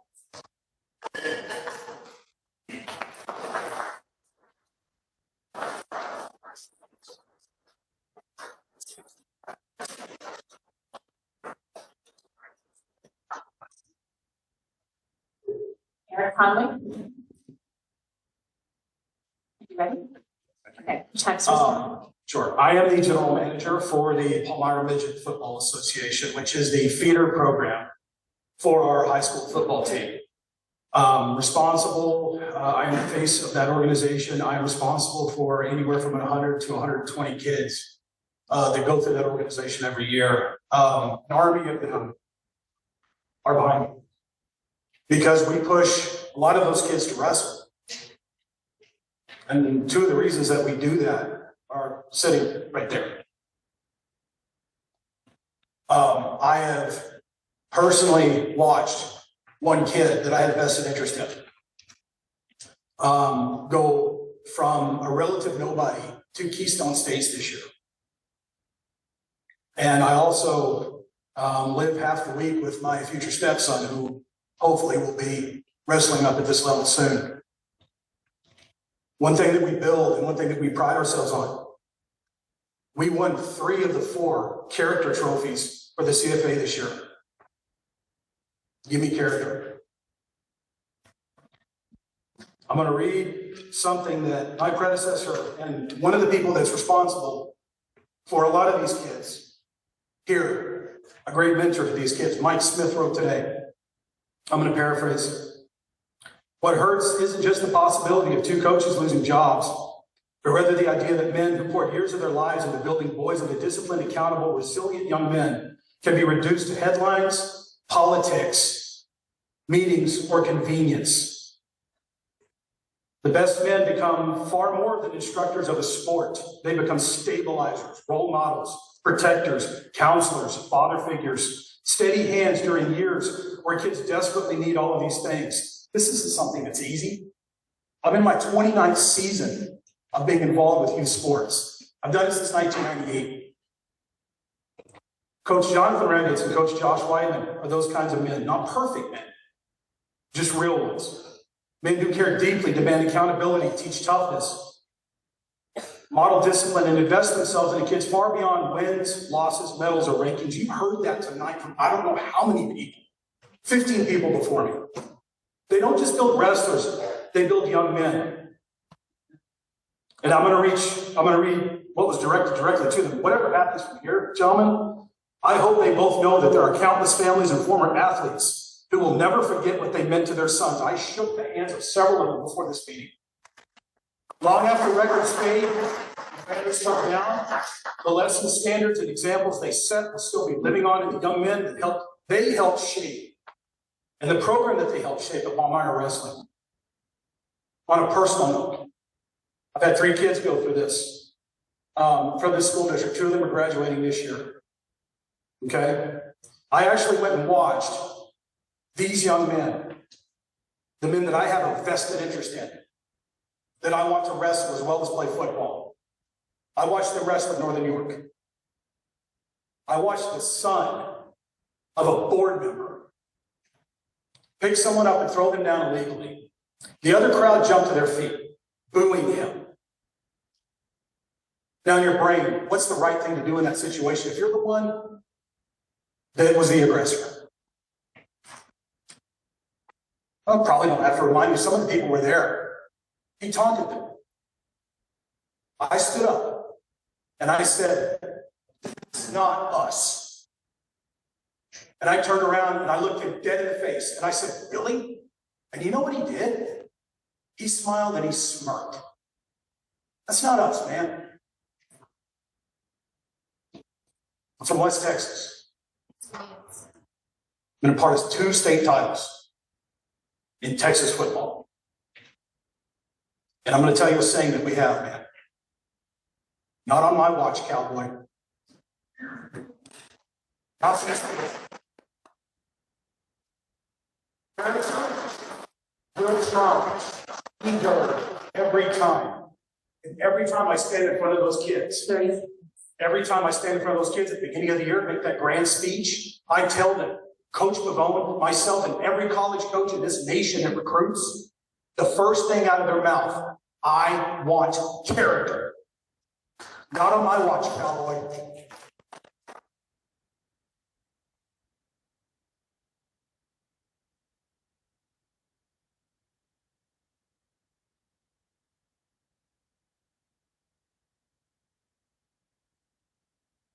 Okay, so we have reached the end of our list. Is there any students or is there anyone else that would like to speak?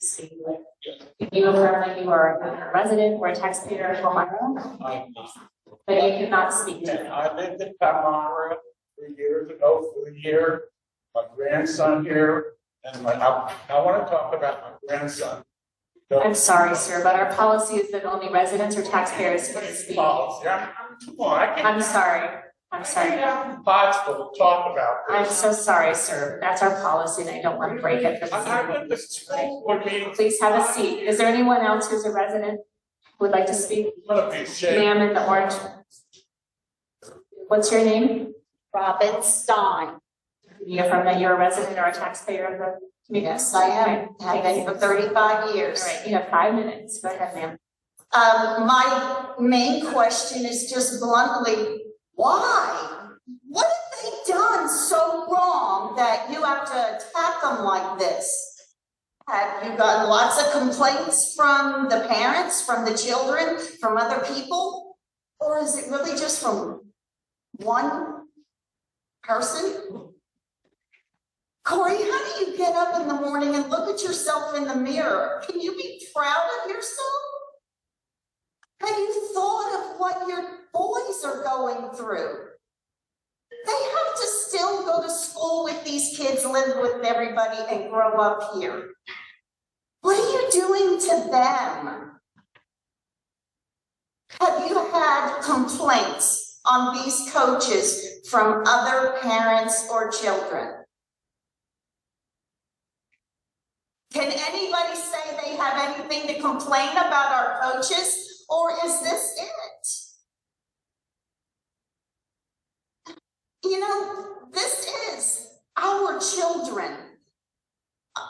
So many statements were made. Y'all work for us. So don't you think you should listen to our opinion? I don't hear a whole bunch of people standing up here or coming in going, I don't like what they did. If John Riggins did what Corey did or his son did, I bet you John Riggins would have been treated a lot different than Corey Andrews is being treated. He definitely wouldn't be protected. If Weidman's son picked somebody up and slammed them on the ground and made the spectators stand up and boo, how would that child have been treated? We're not being fair. We're not thinking about the majority. These boys, I don't hear anybody else complaining. Your rules that were broken or policies, oh my goodness. Did a coach buy flowers for some boy for Mother's Day because he didn't have the money?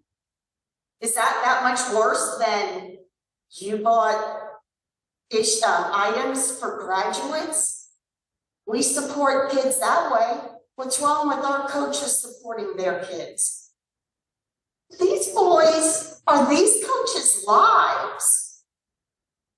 They wait and they live with these boys daily. Corey, you spend most of your time just staring into your screen, not facing everybody.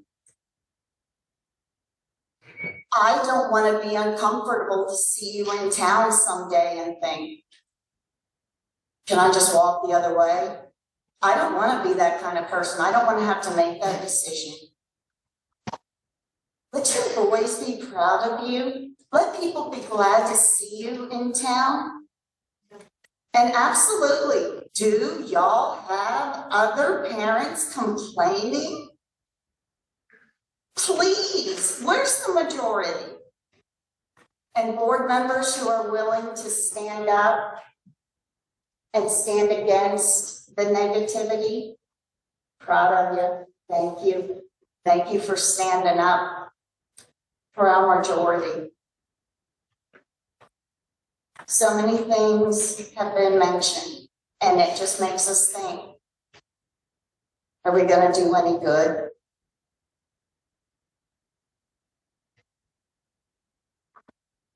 Please think fair, think logical, think the majority.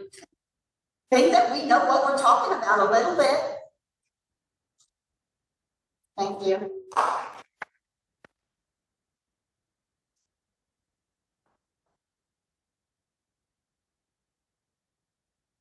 Can you affirm that you're a resident or taxpayer?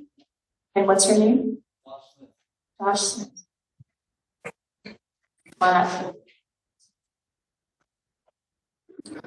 Ready? Yep. Okay, go ahead. All right. Hello, school board and Lamar community. My name is Joshua Smith. Super basic, not hard to remember.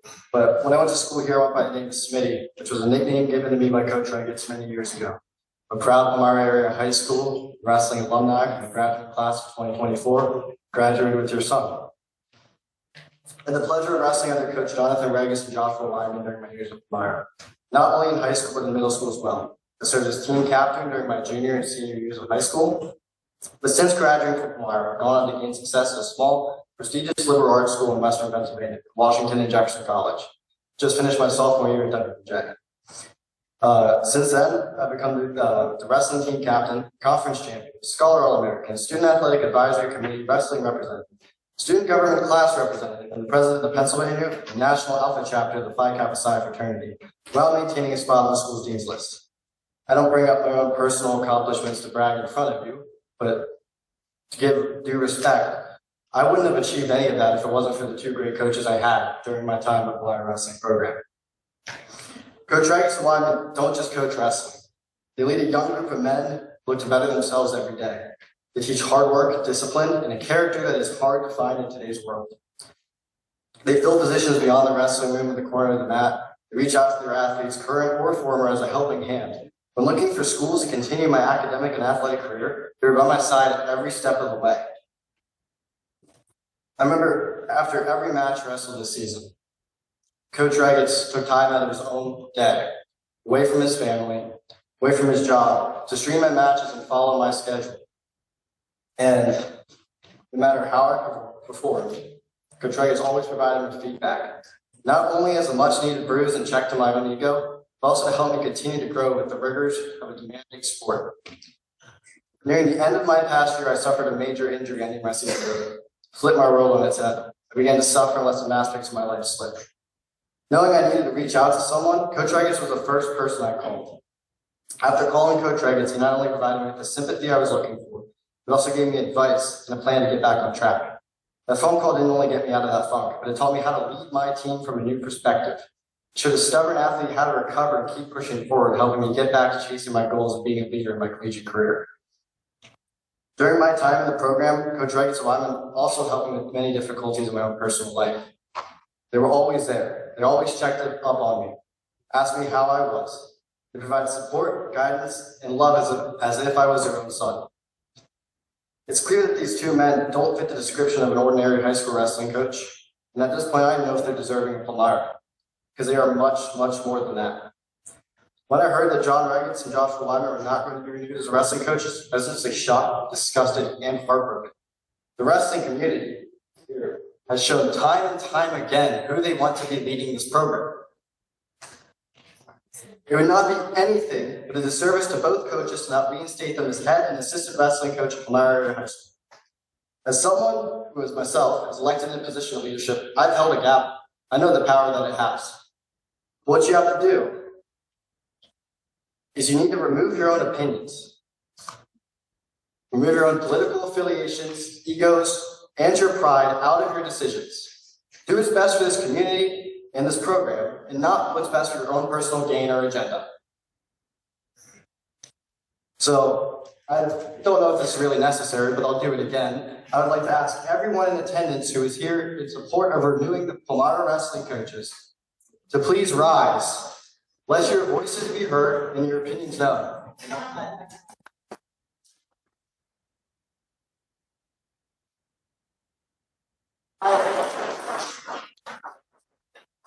don't want to really talk about something like that. I don't think anything to travel and mess with those two men. So don't take that away from these guys, because we have a great community, a great response. Hail Palmyra High School and go Cougars.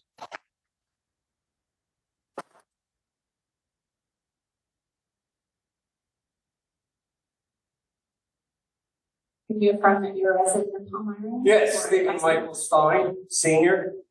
I'm a retired Right, deputy your fire time's chief. starting now. I'm a retired deputy fire chief for Campbelltown Fire Company. I'm also the retired EMA director for Myra Borough. I'm a foreman at the Pennsylvania Turnpike Commission. Needless to say, I don't have a lot of time in my life back in those days. I have a son, Stevie, was a wrestler. I grew up, I was the oldest of 4 boys to a single mother. I entered the wrestling program at Elko High School when I was a freshman. I didn't have a lot growing up.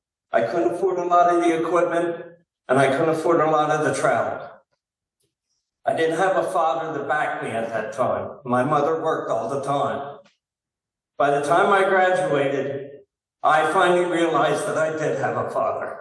His name was Coach Earl Stoddard. He backed me throughout my whole career. Me growing up was a sentiment to Stevie. My wife Robin spoke earlier. We're the parents of 7 children. Like I said, I didn't have a lot of time with Stevie, with my jobs, my volunteering for our community. I put a lot into the school, I put a lot into our community. I can thankfully say one thing that Stevie had in his back. He had a very strong mother, and he had 3 very strong fathers. And 2 of them are sitting right there. And if you take them away from these children, these parents, and this community, it's a sin. 2 signs, I don't know if you saw them or not. Loyalty, respect, and honor. These 2 signs were made by 10 and 11-year-old children who have more respect and honor in their hearts than most of you sitting behind those desks. That's all I have to say. Thank you.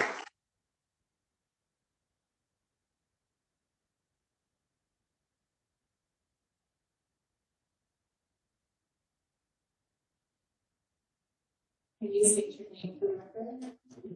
Jackson Smith. And state that you're a Palmyra resident, student? Yes, okay. Your time can start now. My name is Jackson Smith. I'm a sophomore wrestler at Palmyra Area High School. Everyone has been talking about what is best interest for these kids. Our representation and us speaking out should speak volumes on how we think about that. This year was my first year of wrestling, but the way that I've grown and matured, the way I've grown and matured has been substantial, and I commit this success to these coaches. Coach Regetz, he was there with me at the start. I remember when he pulled me aside because our team didn't have a heavyweight. Ever since then, he has found every opportunity to tell me how proud he is for my wins and even my losses. He was proud that I tried and that I really showed his leadership and character. I remember when I got my first and only varsity win against Mood. Coach Regetz found every opportunity to say how proud he was that I was able to help our team with the win. And with Coach Weidman, he always found a way to help me improve, not only with my skills, but with my mindset towards wrestling. He helped and even gave me personal attention in the room because he saw how hard I was trying. I remember whenever I didn't have a wrestling partner due to my size, he was always first to step up and push me to my limits. This helped me grow and become more confident within myself and my work ethic. You could tell when I needed extra support or needed to be pushed.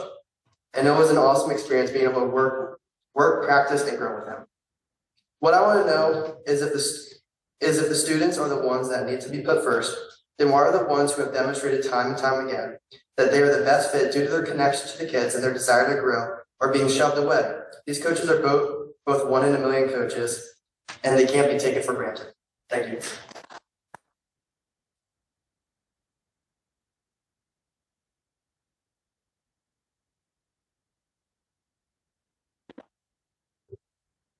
State your name and you're a resident of Palmyra. My name is Nate Bolts, and I am. 5 minutes starts now. Thank you. Hello all, my name is Nate Bolts, and I'm a Palmyra wrestler who graduated in 2023. I'm one of few wrestlers who had the opportunity to be a part of the middle school program and high school program before and after Coach Regetz and Coach Weidman.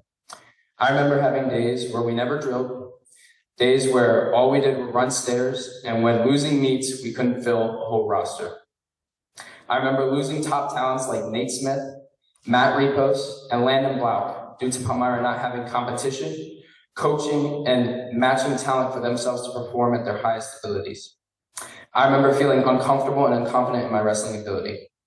Coach Regetz and Coach Weidman are the first answers to this struggling program since the 2000s. I remember the morning when Coach Regetz came to weightlifting smiling because he found a move that he thought I'd like to try out. It was the first time someone was willing to work with me and approach me in a way that I wanted.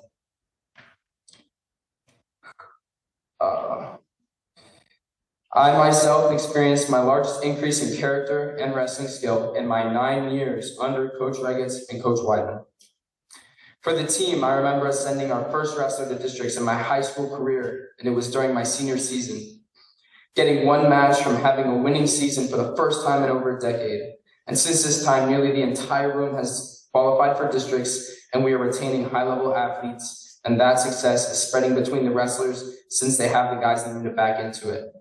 Seog is a second-year wrestler who has shown massive improvement because of his ability to work with these kids that otherwise would not be at this program because of our coaches. Old Palmyra wrestlers have returned to help build into our current Palmyra wrestlers, which is something that did not happen before. Removing the coaching staff would plunge Palmyra wrestling right back to where it was before, without the staff to create and maintain high-level athletes. All of the hard work the kids have put into this program would fall apart after the current staff leaves. I think about wrestlers like Trevor, Elijah, and Nick, who are in uncertainty about the team that might look like next year. I know that our coaches are not being removed for lack of success. It certainly isn't for the families of the wrestlers involved. It is wrong to put high schoolers who are looking to wrestle at the next level in a situation where they have to decide between graduating with their Palmyra friends or being put in a more stable coaching situation. I would like to say that I am disappointed and disgusted with how this situation has been handled.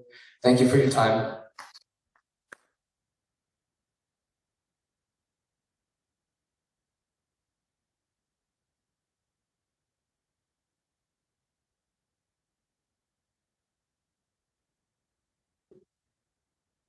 State your name and then you're a resident of Palmyra. My name is Wyatt Herr, and I am a resident of Palmyra. Thank you. Time can start.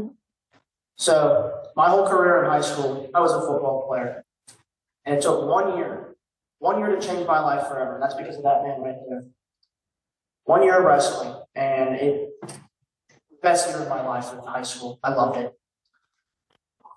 He turned me into a wrestler. I wasn't a great wrestler, but I did my best. And I always had Coach Weidman and Coach Regetz in my corner every step of the way. Now, by the end of the season, I wasn't 100% sure on what I wanted to do. Coach Regetz gave me an option, told me I could go join the Army. And that's exactly what I did. He is a mentor. And removing him from this team is just, it's not right. You know, he's taken away from all these other kids, possibilities, opportunities he could provide for other people. So he flew down from Palmyra, came down to Virginia for me to support me when I graduated my AIT. And I'm forever grateful. I still talk to him to this day. He's a mentor to me. That's all I really have to say.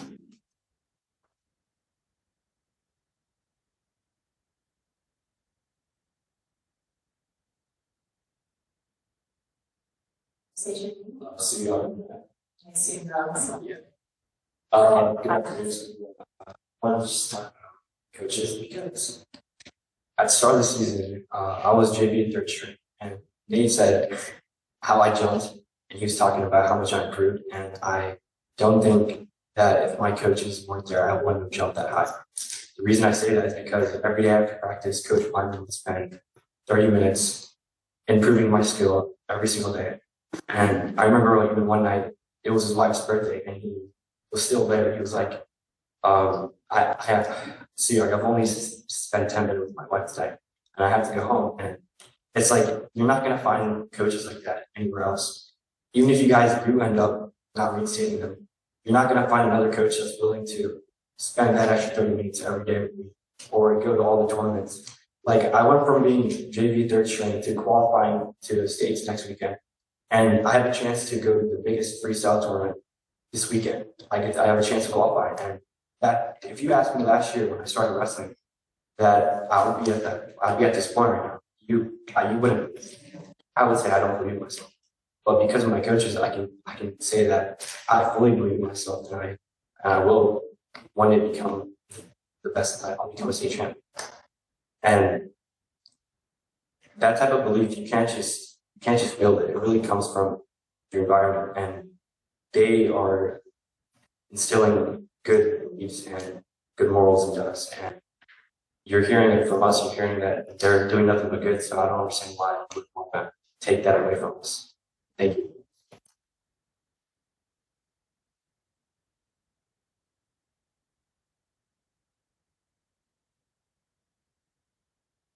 State your name as well. My name is Nick Weidman. I'm the second member of. Your time starts now. So I joined the Palmyra wrestling program in 7th grade, and that is when I met Coach Reynolds. And since then, he's been pushing me to be the best wrestler I possibly can be. When I came up to the high school and in 9th grade, I was an alright wrestler, and I had the opportunity to wrestle a few varsity matches, and ended up going 8-9, a losing record. At the end of that season, I decided I wanted to be a good wrestler, even though I had no idea what that really meant. My coaches helped me to train and understand what I really wanted to do. And this past season, I ended up going 30-14 with 25 pins, which is insane and way better than I ever thought.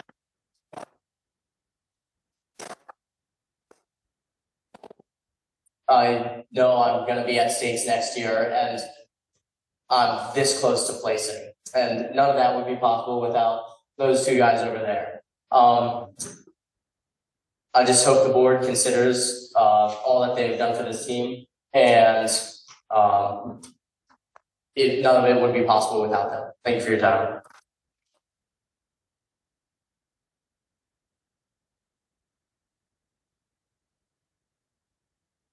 State your name and then your resume. Sure. Andrew Ciscaretti, Palmyra resident and Palmyra High School graduate class of 2012. Time starts now. All right. First and foremost, I want to address the community, especially the coaches, the students affected by everything, and really just everyone. I would like to apologize. Months ago, I cast my vote for certain members of the board, and I truly and wholeheartedly apologize for doing so. Seeing the actions that took place over the last couple of months, seeing how things were carried out, I truly realize now to look further into things and to realize who I want to vote for moving forward. So, first and foremost, Mr. Laudermilch, Mr. Guy, Ms. Fisher, and Ms. Gilliam. I appreciate you all very much. Thank you so much for standing for what you do.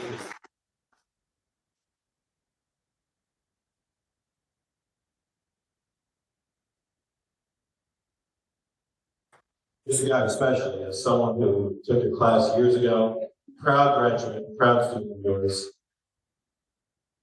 As far as the rest are concerned, Ms. Haldeman, I understand your hesitations.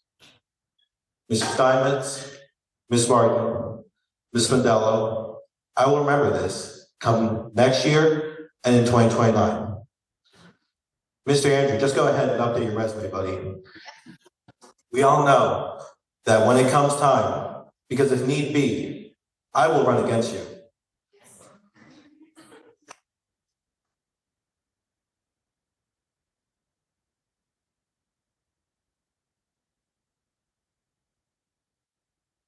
I'm a proud Palmyra resident. I came here when I was in middle school, went to high school here, still lived through when I went to college, worked for years, and I always will be a proud Palmyra resident, mainly for the people behind me, mostly for the people that sit in front of me, with a few exceptions, and you all know who you are. Thank you.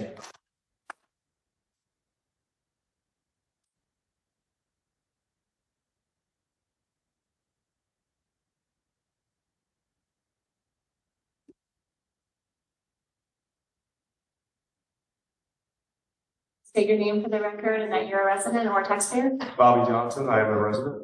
Thank you. Your time starts now. First, I wanted to congratulate John on your amazing season, Chris on your amazing season. You guys are awesome. Everybody looks up to you. Everybody loves you, and I'm very thankful that I met both of you guys.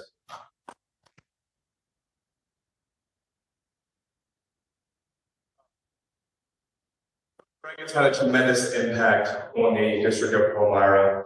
I'm a business owner in the area, and everybody speaks so highly of him, whether it's people from other districts, other schools, even other states. I hear people talk so highly of him. And he became a great role model for the students and countless athletes, demonstrating discipline, integrity, and while also teaching all of his students the value of teamwork. He keeps everybody together. What sets him apart from everybody else is the amount of time he gives back to the community. He is always working, whether when he's not working, he's always thinking about his kids. His dedication and helping others is a huge backbone in the Palmyra School District, and it should not go unnoticed. He creates an environment where students feel supported, motivated, and valued. He genuinely cares about others' success and well-being around him, and that exceeds well beyond wrestling. As a small business owner, I interact with many people from the surrounding school districts, and one thing I always hear, also with hearing how great he is people always ask me, is it a good school district? Should I send my kids there? Is it a good program? And I was always saying yes the last couple of years just because of how amazing he was doing. But with people like Corey that make it a little bit negative, I've been struggling to say like, yes, it is a good place and a safe environment because you don't make a lot of people feel safe. Corey, another reason I step up here is because you lied on my name. When you made all those accusations about Regetz and when you wanted to get him fired, you brought me up in my business and saying he was doing something against me for the business, which was not true at all, and I'm not sure where you came up with that. If you have any questions about what I do in my business, please feel free to hit me up and contact me. But I will let you guys know that if you do side with him, you're siding with a liar. You know what? Everybody knows that. And I will say, I dealt with a similar situation at Middletown when I had coaches that I had and loved since second grade.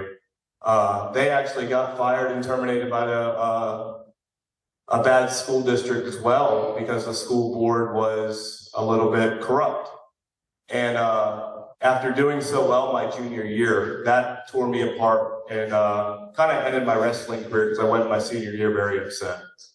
I didn't have those coaches and I lost them over drama and I lost them over feelings and I lost them over liars. And I refuse to let that happen to these awesome kids because you guys are awesome.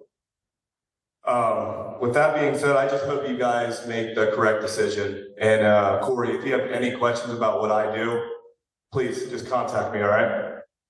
Thank you.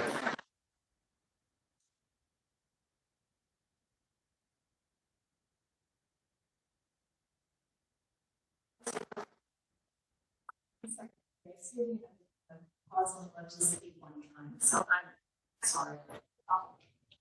Excuse me.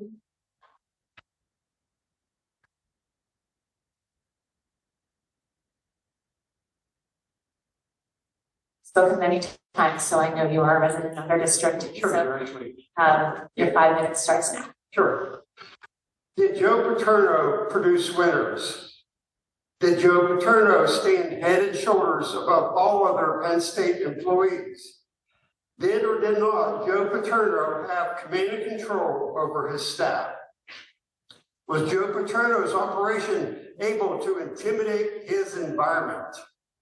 Were all of the legal charges against one or more of Joe Paterno's staff based on falsehoods and vendettas? Given all the accomplishments of Joe Paterno the man, Joe Paterno the head coach, and Joe Paterno the community benefactor, should the coaching world of Joe Paterno never have been questioned? Never, ever. Does the mood of this room give any possible clue as to why things played out as they did during the career of Joe Paterno?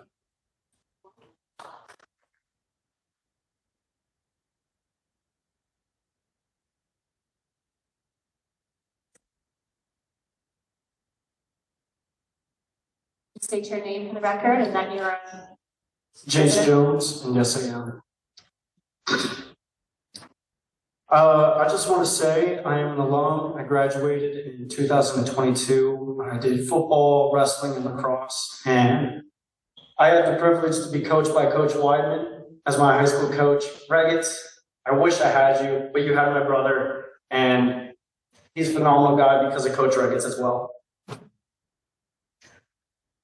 These are awesome coaches. I mean, you can see the amount of work that they put into these wrestlers and the accomplishments that they got and they've gained. But the character, that's a big thing. I mean, he brought it up. Colleges, work, employers, they look at character. You can be the best guy in your field, in your game, or anything, but it all comes down to what kind of person you are. Coach Weidman, his nickname for us was Coach Crack. But that's because he came into the wrestling room with the biggest smile, with the most energy, because he was so passionate. He was passionate for us to succeed in wrestling, succeed in life, just be the best person we could be. And I live by that. I always go into any environment with the best attitude, with a smile on my face, and just happy, no matter the situation. Coach Reggets, he always instilled in me that there's no excuse for anything. I didn't like going to the weight room. I didn't like putting in the extra work. And he would always question me like, why don't you do this? I come up with an excuse. Why? Why? Constantly. And it just came around that just do it.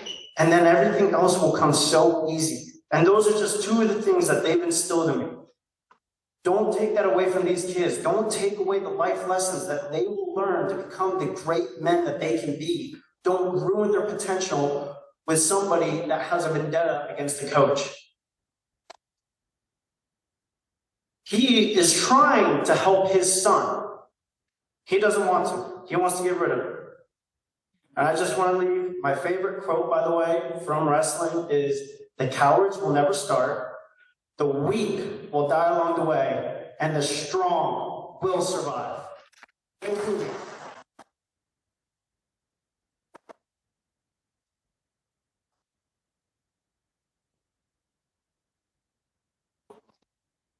Do you know the questions? Yes. Are you a resident of Palmyra? I'm a resident. And your name? Corey Dupree. Thank you, Mr. Boyd. Your 5 minutes starts now. Appreciate you. I'm gonna go ahead and face the people who have the power.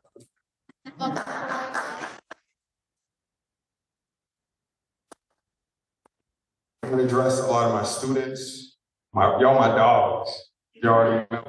I'm gonna address the parents, I'm gonna address the coaches. Y'all give up countless nights. As a coach, a dad, an educator, everything y'all do is sacrifice. They don't know the lesson plans. They don't know the matchups. They don't know the Tetris that y'all have to play with the schedules. For y'all, everyone who came up, every single one of y'all see your brothers. You all spoke on behalf of your brotherhood. You spoke and understand what it means to have people who care about you. You have an understanding of how difficult adults tend to make stuff. It doesn't have to be that complicated. No matter what happens tonight, it's important that we give these men their flowers. It's important that we give these young men their flowers. So I just want to say I am a Palmyra resident. I can't always say I'm a proud Palmyra resident. What I can say is I'm always going to go ahead and advocate for our babies. Always going to go ahead and advocate for my brothers. Always going to go ahead and advocate for the amazing students of the community and for the board members who are doing the work. Thank you all. I appreciate you all. I know y'all have a very difficult job. Politics suck. Politics are messy. But I'm going to go ahead and 100% charge you all to go ahead and take responsibility for those who are on the board with you. So with that, I'd like for us to go ahead and just give our coaches their flowers.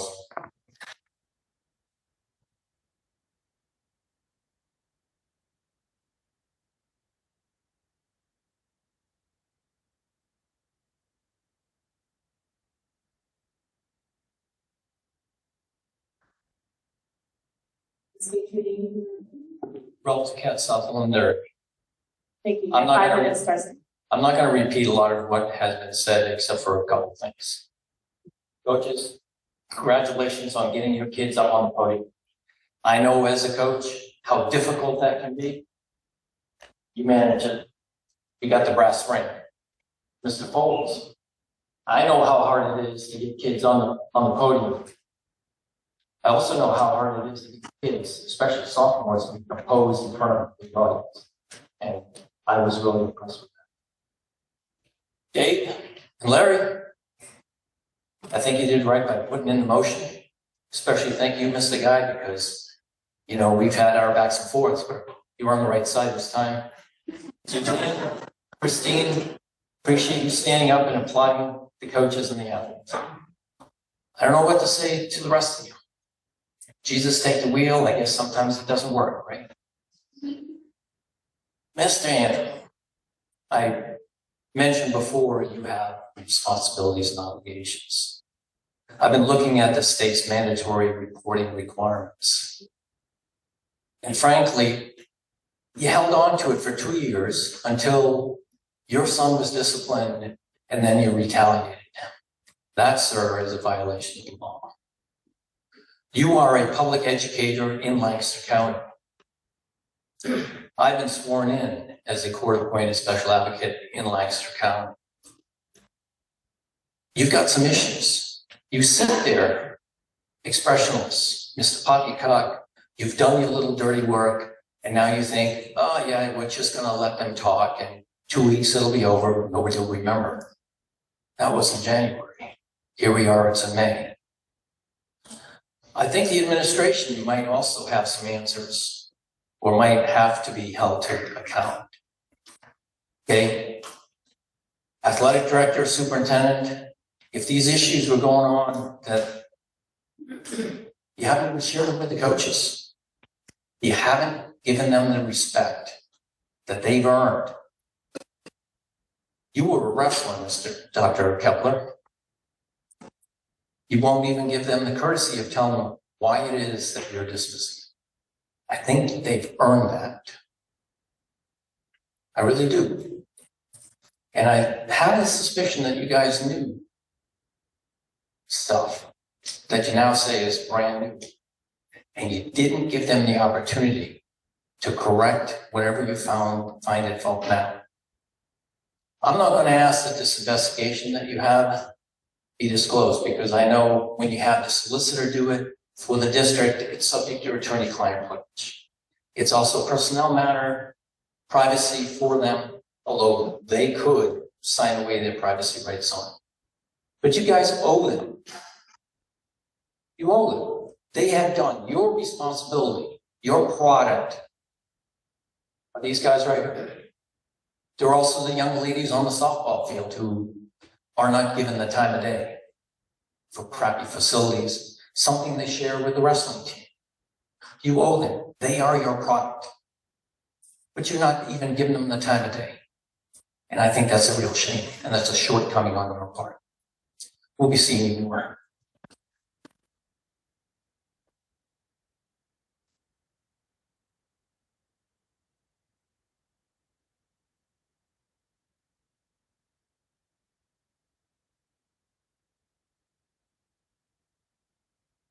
State your name and that you are a resident or a taxpayer. My name is Joe Farrell, resident and taxpayer.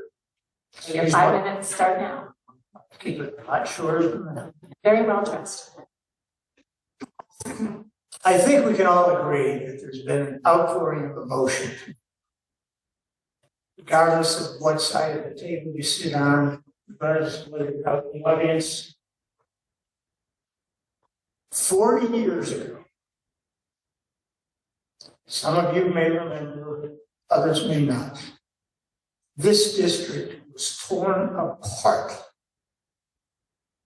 when enslaved candidates identified as the care group were elected, and once elected to the school board. As a consequence, rather than go into details, I think I'm privy. Again, the district was torn apart. For years, people would be moving into this community. One of their main questions is, what's the school board like? What are the schools? Without any hesitation, I can tell you from my experience as an attorney who has represented people in real estate transactions, that after that schism, some 35 or 40 years ago, people declined to move into this community simply because the situation with the school board. I'm going to ask you to ask two questions and then make a request. As a board member, as members of the board, each and every one of you have the opportunity to have the input of intelligent, dedicated, well-informed people who constitute the administration of the school district. It is my understanding, or at least it is my belief, that the administration of the school district had recommended to the board that Coach Breggett, Coach Weidman be retained and rehired and the contract be approved. It is also my understanding that this entire situation arose when one member of the wrestling team engaged in conduct that the coaches believed was inappropriate. And the indication was that that young man was going to be benched. It's my further understanding, the next day, Coach Reggets received a communication from a member of the school board, I believe it's Mr. Andrews, to the effect that if you don't let my son wrestle, you are going to be sorry.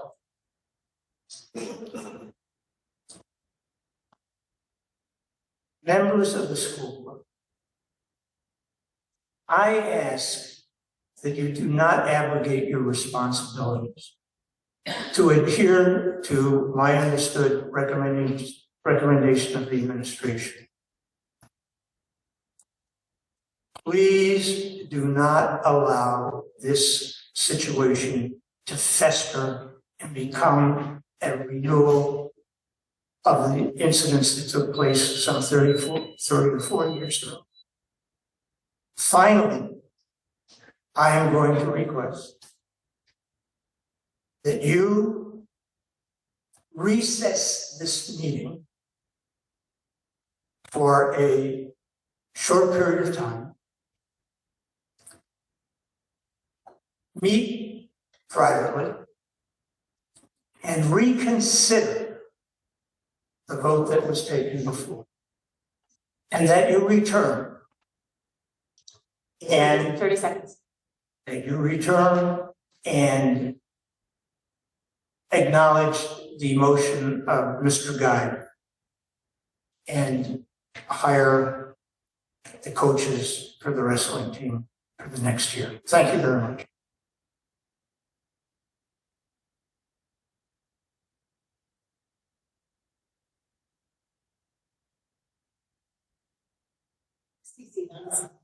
President of South London, and 5 minutes next week.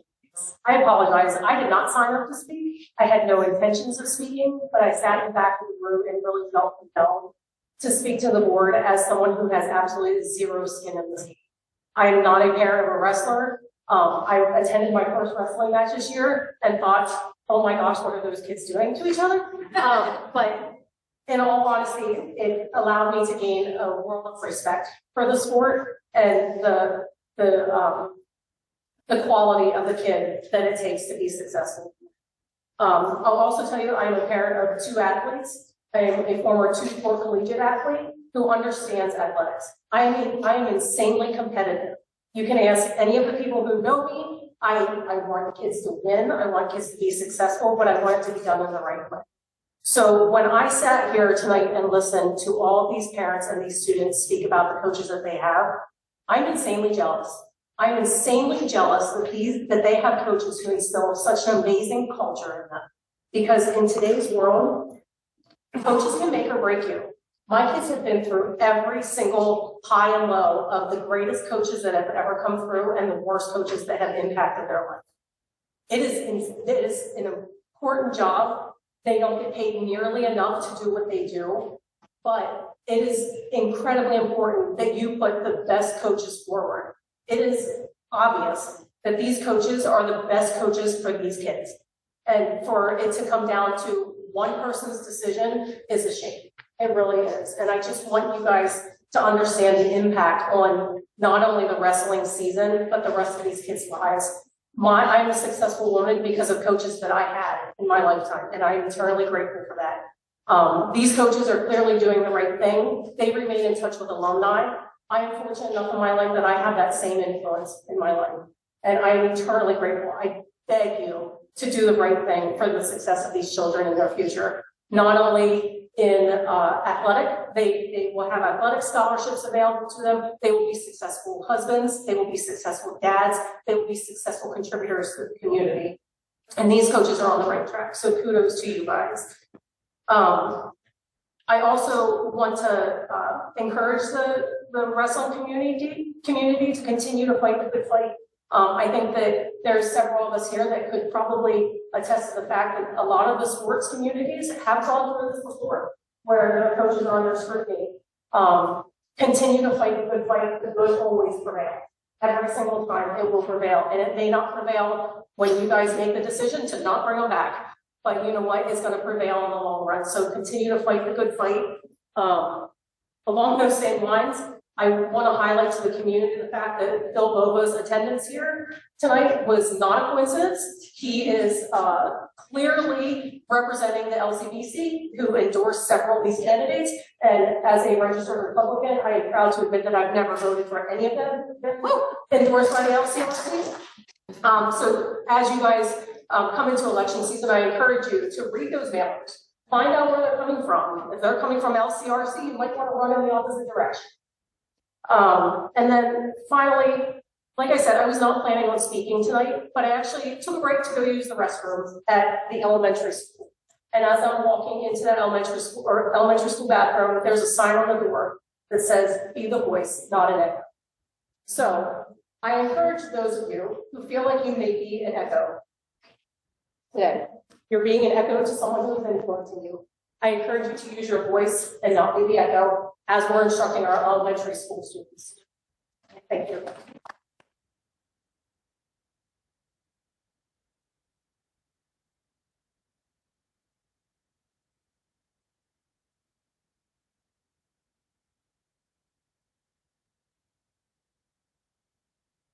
Josh Jones, obviously I'm a resident. I used to sit in that chair. All right, your time starts now. I would just like to remind you of a few things. Jill and Alicia specifically. You and I have sat in various sessions where there have been multiple issues that we have talked about coaches that have also violated policy. 4 of their names are sitting on this list. So if that's your stand, why are they not removed from this list? The second problem that I have too is I just don't know which version of you guys that we get. Because I've watched you, Mrs. Martin, show up when the COVID pandemic happened and no mask, even though there was a policy in place at this school district to wear a mask, and you didn't do it. Same with you, Alicia. I believe you actually took it off in one meeting. So the issue that I have is if you're going to say policy now, what person do you stand on? I've said it before, I'm a prick. I've always been the same prick. Everybody knows where I stand. There is no deciding where Josh is on anything. I'm the same guy, whether you love me or you hate me. Dr. Kepler, I would ask for you to amend your statement.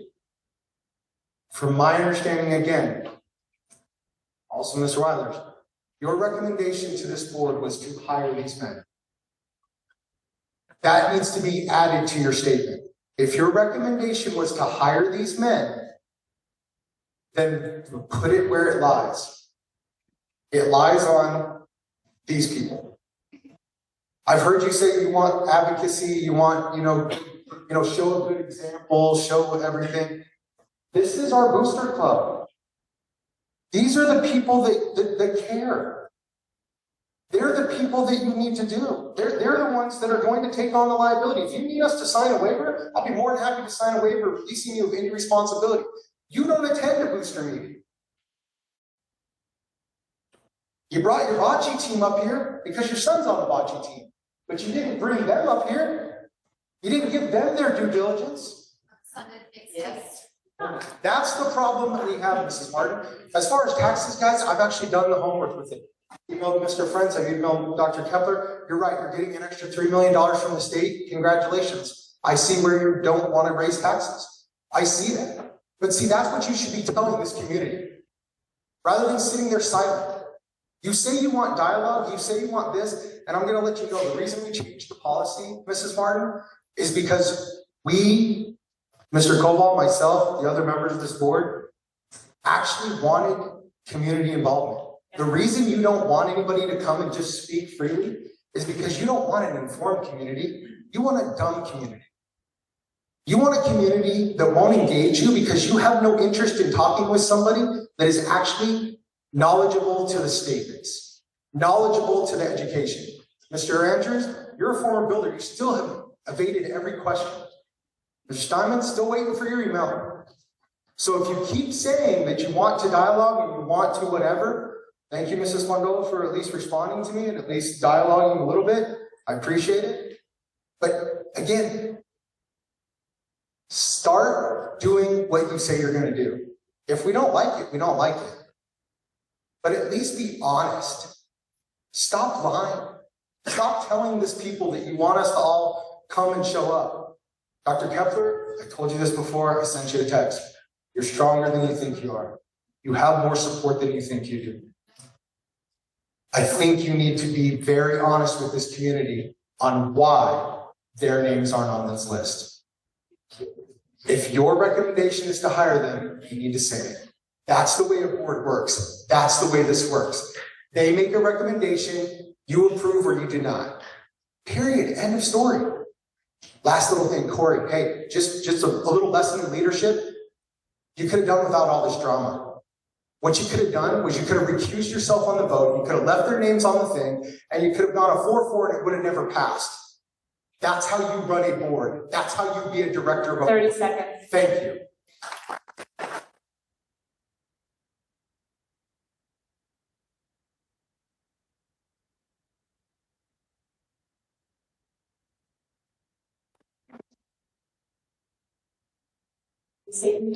Owen Clark, and I'm president. Your 5 minutes starts now. Okay. I just wanted to give one example of just the faith that these guys bring to these young kids. And when I was younger, this program was nothing. You would go to the matches and you wouldn't watch the matches. We lose every time. You just hang out in the hallway. You do whatever. You run around. These kids are actually invested and we're winning. And they see that. I hate to call out Ian Montalto. When we made it to states, I saw him like high-fiving another kid and just seeing that, like I never got to have that. And just having that passion, it all comes from these two guys right here. All of it. It all comes from their hard work, the stuff that they do, and the way that they approach the kids. I think both of them learned over time that not every kid is the same and they all need different approaches. I think that was a big thing with me, and they both really accommodated to that, and they never give up on you. Like, they really never give up on you. And there's not a lot of people that you find in this world that are just gonna not give up on you. And it's just, my dad always said you really need to hold those people close, and it's just, they mean a lot to you, so that's it. That's all I want to say.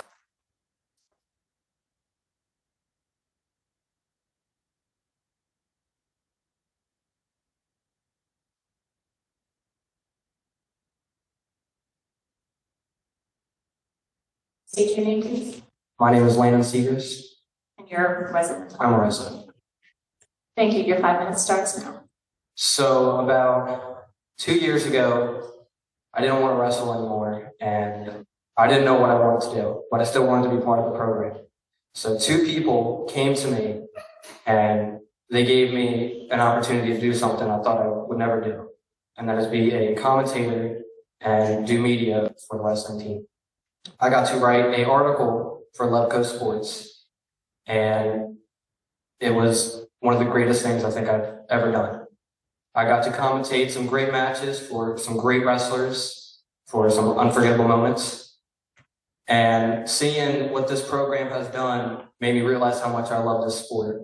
I hated it as a kid. I didn't want to do it. But those two coaches there pushed me to become something I thought I could never be. So don't take that away from these kids here who have worked hard and did everything they could to be team state qualifiers and have someone place in states. That's all I want to say.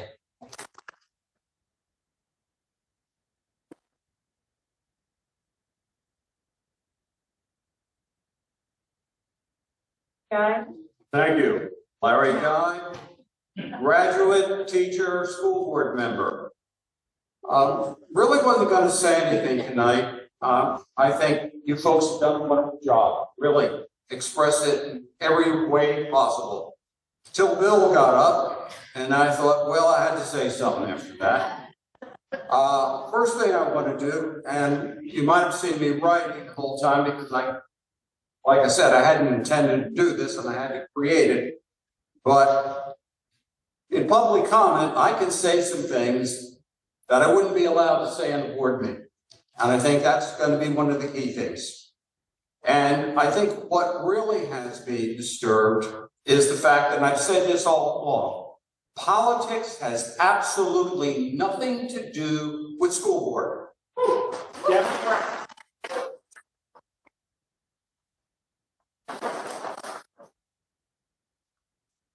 My senior year, I won the Republican Citizenship Award of Lebanon County. And I consider myself to be a Lincoln Republican. But when I ran for school board, to show that politics has nothing to do with it, I crossed file. And because of that, I was attacked by the Republican leadership for not being a real Republican. Now, part of the problem is politics here. And I am very concerned about the way in which we talk about transparency, but we don't follow transparency. And again, I think that Josh pointed this out, and this is something that really bothers me, is you talk about transparency, Mrs. Martin, when it suits you. But you could be as opaque as anybody in the world. And as far as I'm concerned, this setup by the board to only tell the coaches the day before that you weren't going to be renewed is definitely something that's not transparency. And again, I am amazed that one person, and unfortunately I'm forced to sit aside of him, constantly manipulates this board. There are two people on that board, Seth and Corey, and they dominate this board. We have been now in this session for 4 months. And in 4 months, we've had one controversy after another, starting with the idea of the French book, micromanaging, 603, which is board policy. Corey wants to not only make the decisions as far as the budget is concerned, he wants to write the policies for the budget. I think I'm concerned about the solicitor. Whether you don't know it or not, we're going to fire our solicitor and we're going to hire somebody that they support. Why?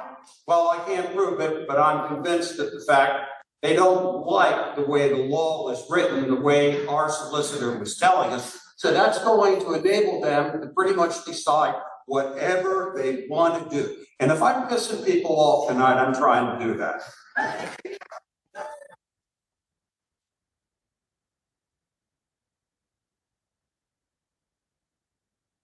And I'm talking because I'm not going to get home until 12 o'clock tonight. My wife's going to be concerned, probably call the cops. But the point is, we got the district office. And if you've taken past the district office of what is being constructed there, you know, $3.5 million. But these guys think they can weasel out of it. The other thing, as far as the budget, I think we're gonna get sued and sued badly. People are gonna be lining up to sue us. Oh, yeah. And we're gonna have a budget that's gonna be recommended tonight, which I just don't think has enough money in it for us to handle our legal affairs. So when it comes to the solicitor, I'm voting no. When it comes to 603 tonight, I'm voting no. When it comes to the budget, I'm voting no. Grover Cleveland said a public office is a public trust. 30 seconds, Mr. Guy. I'm concerned, you folks have done exactly what you're supposed to do. You come and express your opinions, but these people aren't going to listen to you. They're going to laugh at you. They thought no one could come tonight and they could get away with this fiasco. Don't let them off the hook.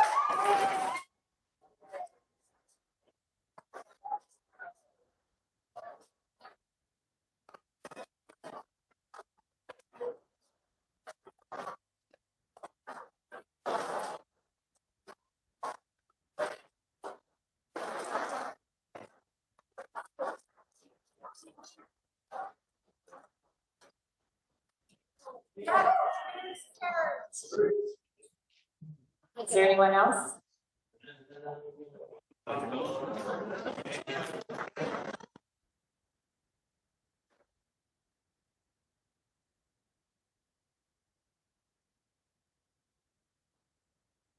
Okay, your time starts now. Jonathan Regetz, former head coach of Palmyra Wrestling.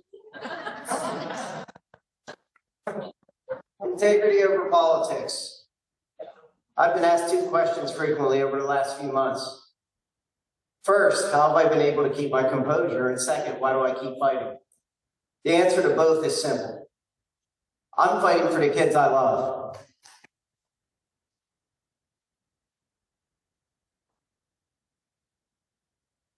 I'm fighting because I believe with every fiber of my being that good will eventually triumph over evil. I take immense pride in providing these young men with an example of what it means to be a leader of true character. An example some of them may not see at home. My mission has been to teach them to be good people, to become strong men, and to be leaders of the next generation. If this were just about me, I would have walked into the sunset with my head high, proud of the lives we shaped and the historic season we just shared. I would have been just fine. But as a Christian and a God-fearing man, I find comfort in knowing that I am not the one in ultimate control.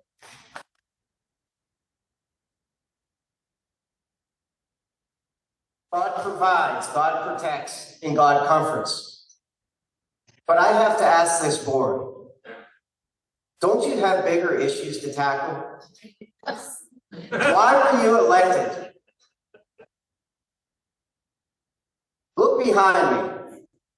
It might not seem like it, but some of these people voted for you guys. Sorry. They trusted you to represent their values in the best interest of their children. Instead, this has become an embarrassment. It is clear that you are not listening to the community that put you in those seats. You should be ashamed that horse trading and backroom politics have taken precedence over a program that is currently breaking every record in school history.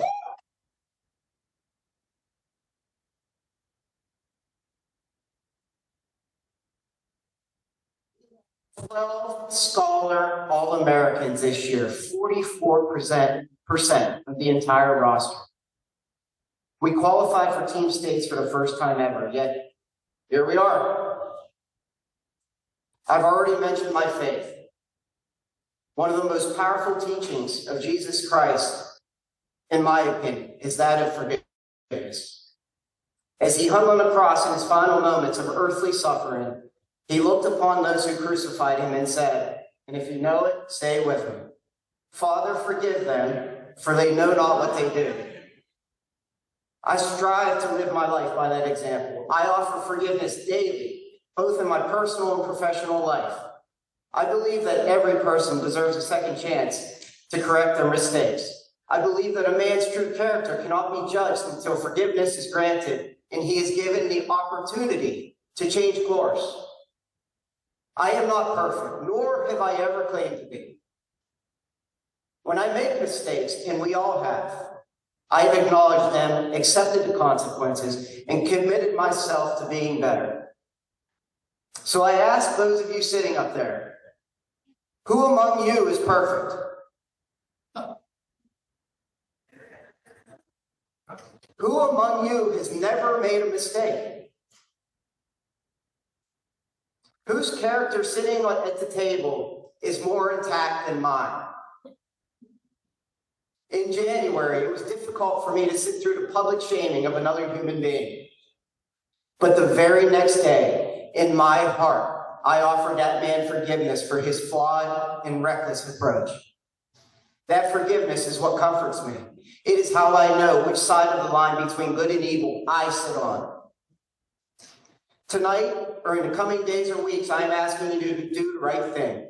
Set politics aside. I still want to believe in good people with good hearts doing what is right for the children in the district. 30 seconds. I will leave you with the words of Galatians chapter 6, verse 9. Let us not become weary in doing good, for at the proper time we will reap a harvest if we do not give up. We have just reaped a historic harvest this year. Don't let politics destroy the field. Coach Reggett's out. Pumps and pinners.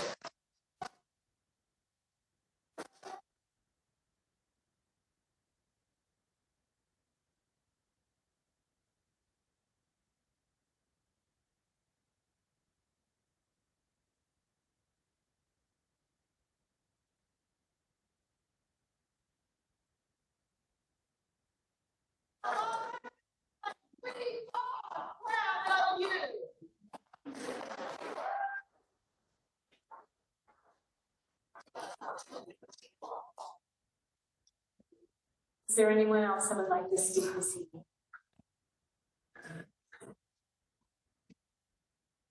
All right, well, thank you. We will now move on to the next topic on our agenda.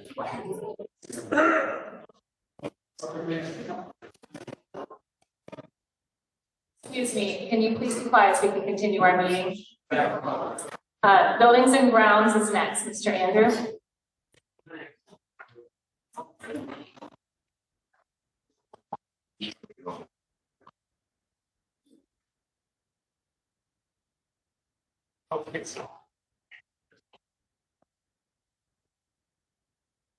Okay, the Buildings and Grounds Committee met on April 23rd, 2026. We discussed the scope of work at the high school in Pine Street. Dr. Kepler reviewed the scope of work, high school in Pine Street.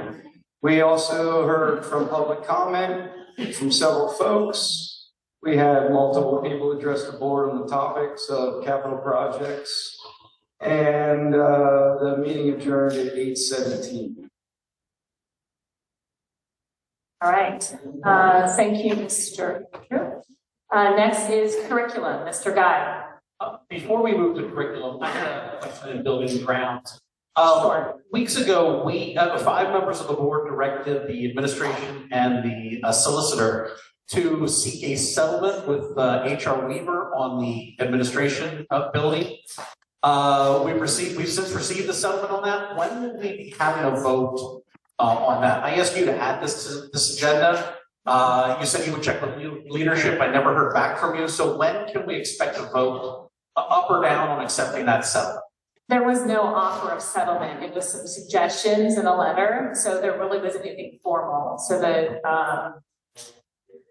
this is not on the agenda. So I don't really feel comfortable talking about this any further. I do expect it to be on the next meeting's agenda.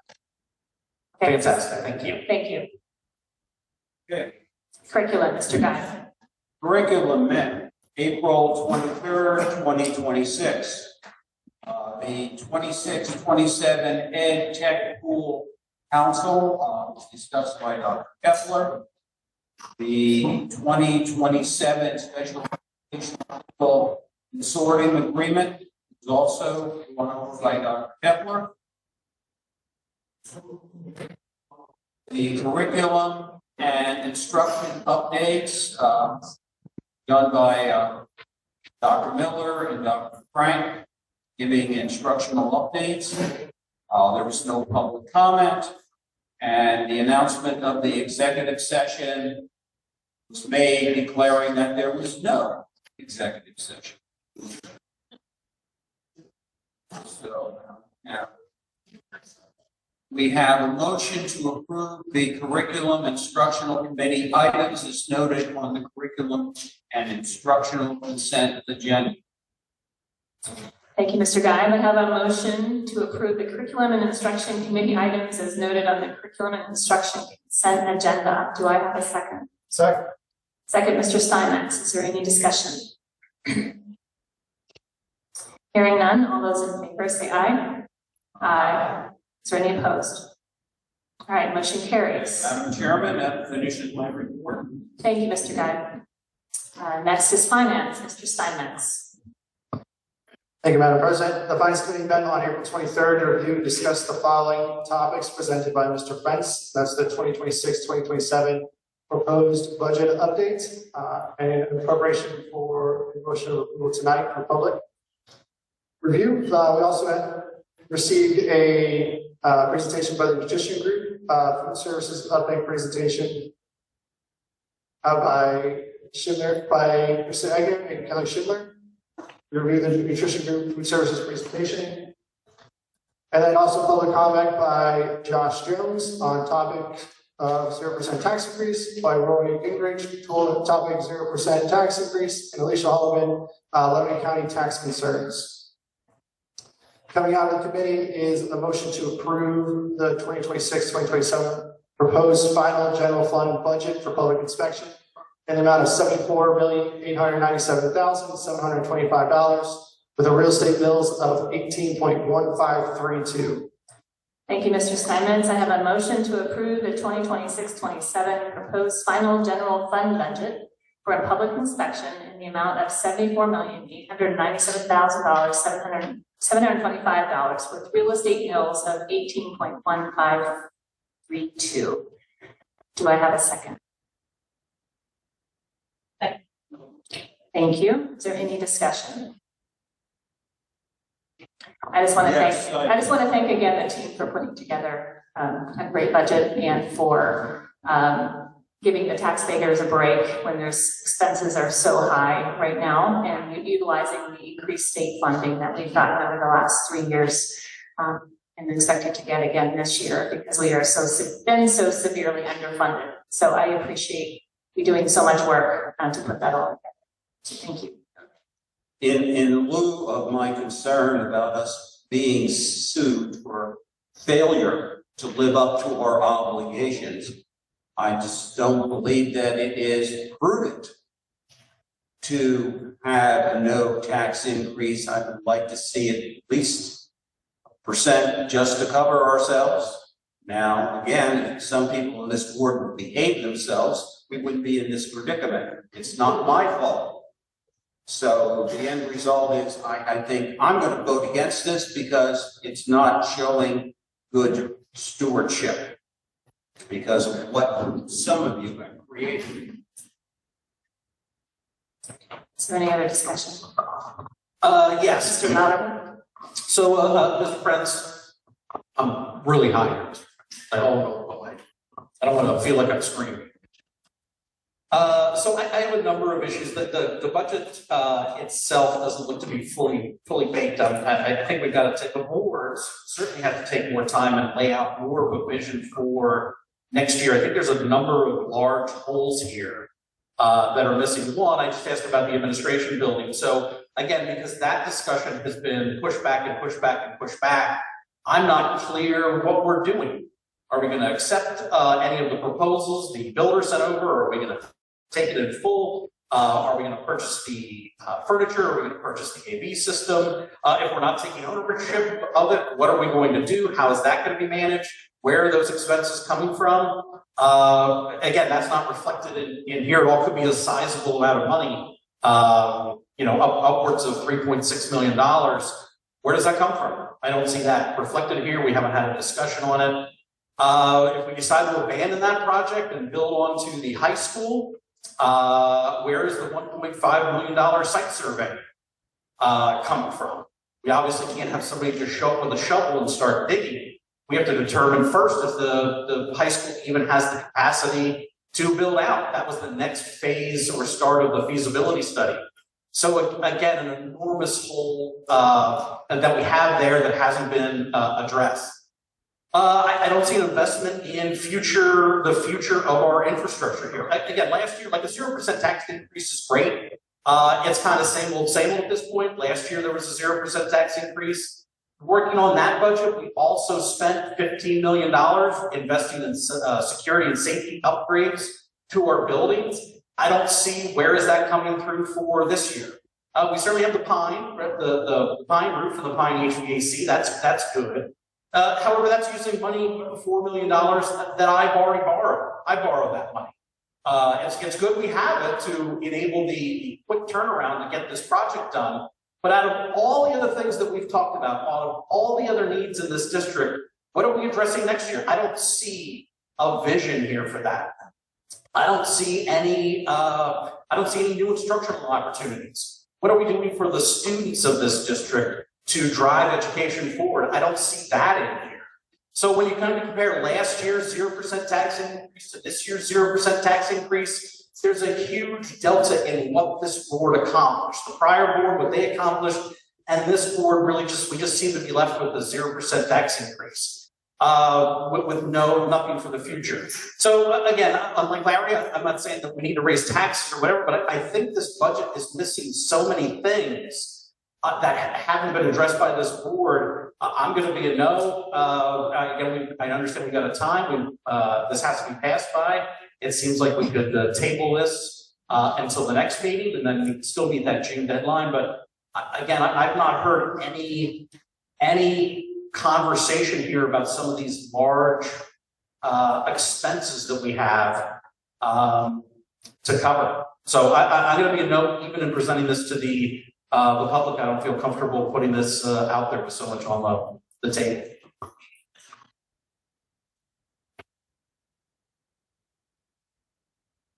Any further discussion? Yes, Ms. Fisher? in taking a look at the 0% tax increase, which I am not in favor of, I'd be interested to learn and hear, which we haven't heard yet, the vision of the future. If we do that again this year, having done it last year, what will the next 2 years look like? So if we're asking, and if you folks are pushing forward this year tax increase, what would that look like for us? What are your projections for next year, the year after, and the year after? I just want to thank you. I just want to thank the rest of the board to actually acknowledge the budget and take a part of this process. It's been rather quiet from one side of the table while we discussed this for weeks. And just now, when we actually have a budget that is clean, and I think it does present a very solid plan for the community, that we now have questions about it. And for the last month, we've been silent on it. So I do thank you for your concerns, your questions, but I am going to be a yes for the budget when the vote comes, because I believe that we have done our due diligence. I think Mr. Prince has done a very good job of working with both the board and also his expertise to put it together. I think I'm very confident in what we have going forward. And I'd be interested also, Ms. Fisher, when you said what do the next 2 years look like, I think that'd be something that we should start looking into, not just 1 year, but maybe looking at 2 years ahead. So I agree with you. Any further comments?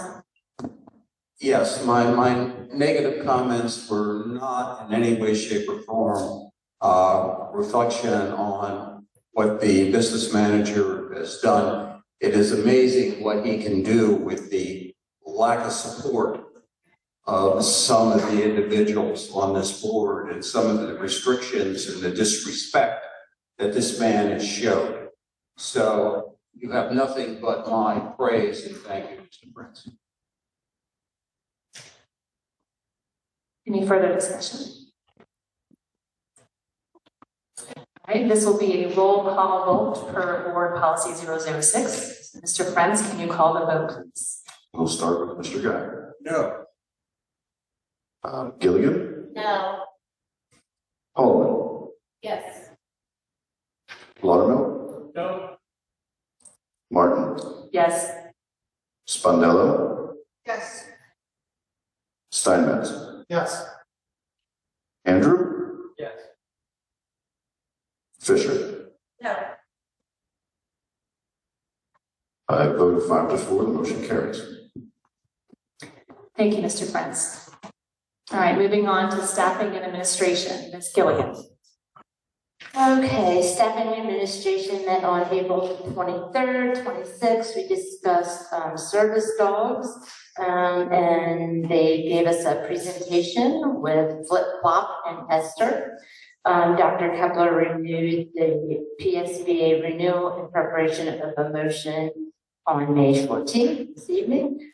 We appointed Kozlov Stout. We would like to make a motion to appoint Kozlov Stout as the district solicitor for the period of May 15th, 26th through June 30th, 27th, in accordance with the engagement letter dated May 6th, 26th. Thank you, Ms. Gilligan. I have a motion to appoint Kozlov Stout as the district solicitor for the period of May 15th, 2026 through June 30th, 2027, in accordance with the engagement letter dated May 6th, 2026. Do I have a second? Second. Second, Ms. Spondello. Is there any further discussion? Yes. Mr. Guy. I would like, because of the importance of this issue, I would request a roll call vote. Any further discussion? It's fine to do a roll call vote. I have no opposition to that. Mr. Prince, would you then call the roll for us, please? No. Baldwin, Yes. Martineau, No. Martin, Yes. Spondello, Yes. Steinmetz, Yes. Andrew, Yes. Fisher, No. Guy. No. Vote 5-4, motion carries. Thank you, Mr. Prince. Ms. Gilligan, back to you.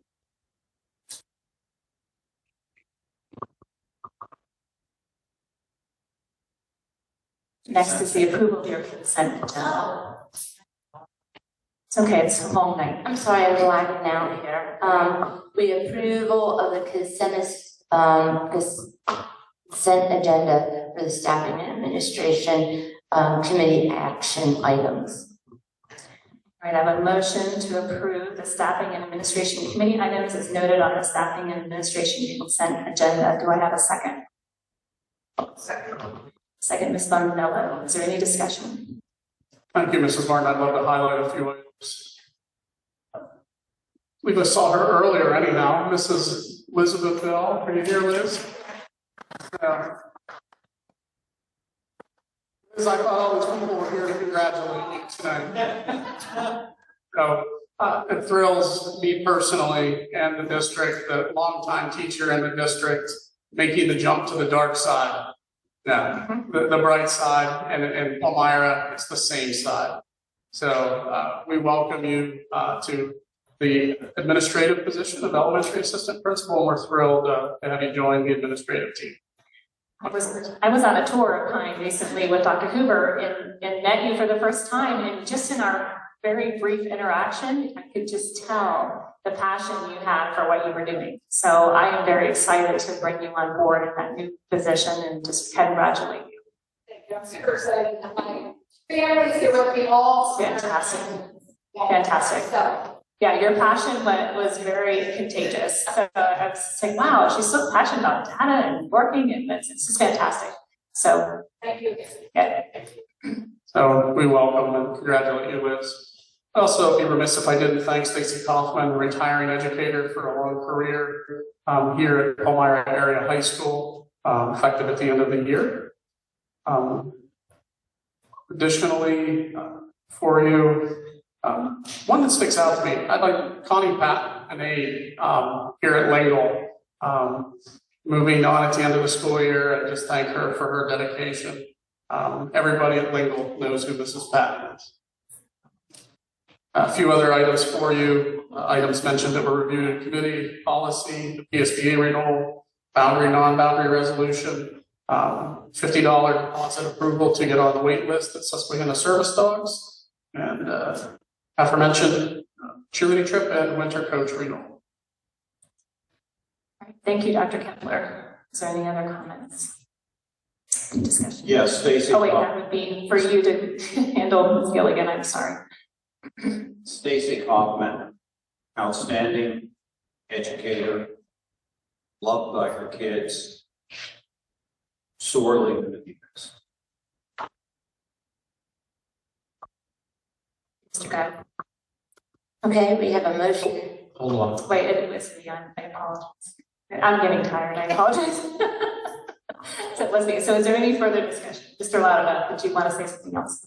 Yeah, so just to follow on from the most of the public comment tonight and motions earlier, I apologize, Mrs. Bell and Dr. Kepler on the no here, but I'm going to be a no on staffing and administration consent agendas until the wrestling coaches are hired and reinstated at that point. So I will be a no, unfortunately, on this. I believe in all the people that are hired, nothing against them. I saw Ben Weber back there as well. I apologize to him, but until I don't see any reason those coaches aren't on here tonight.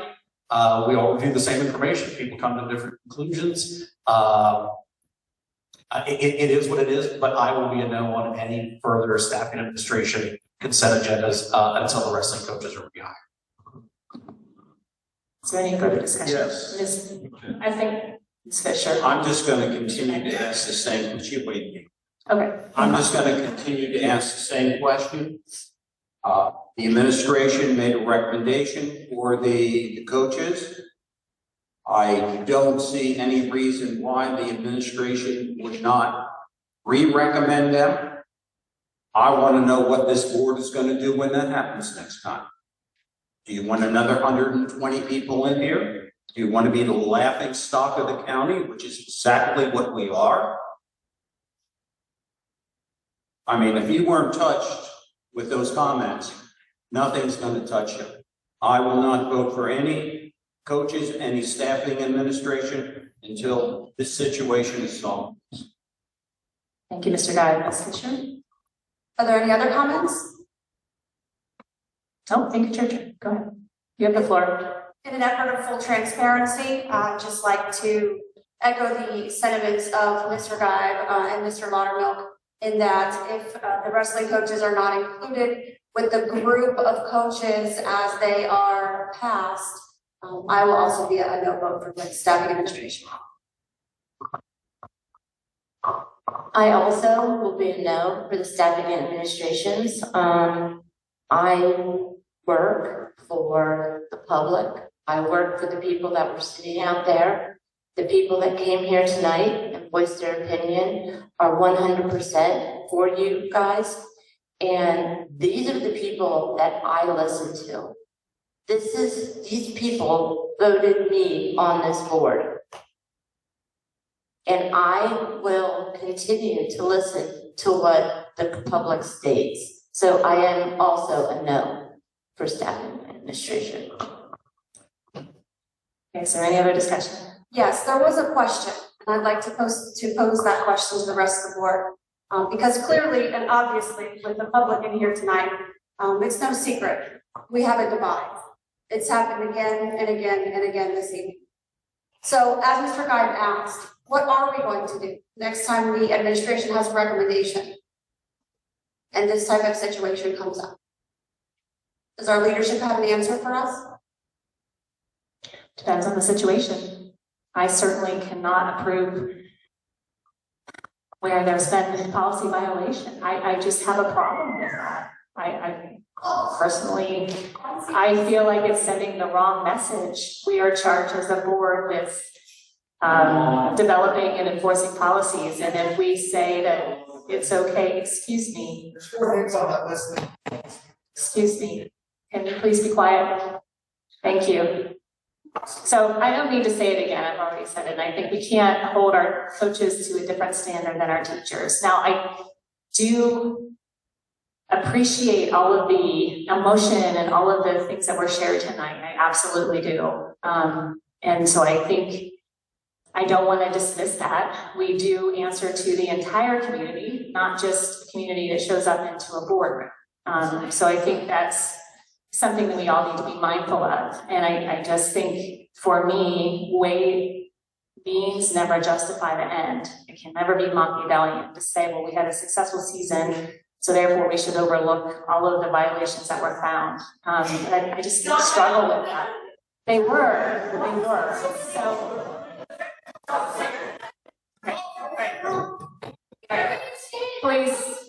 Please, this is a public meeting, so if you choose to continue to yell, we're gonna ask you to leave, okay? All right?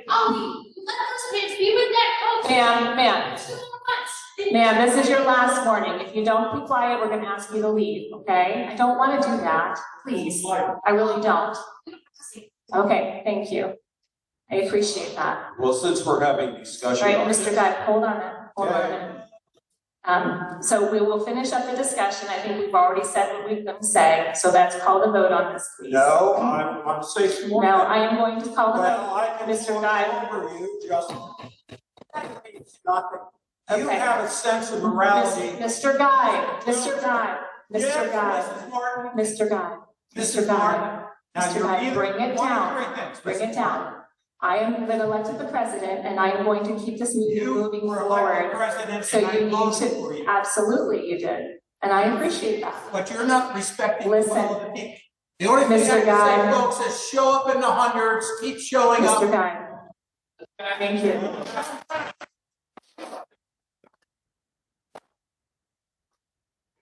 All right, we've had a second on the motion and discussion.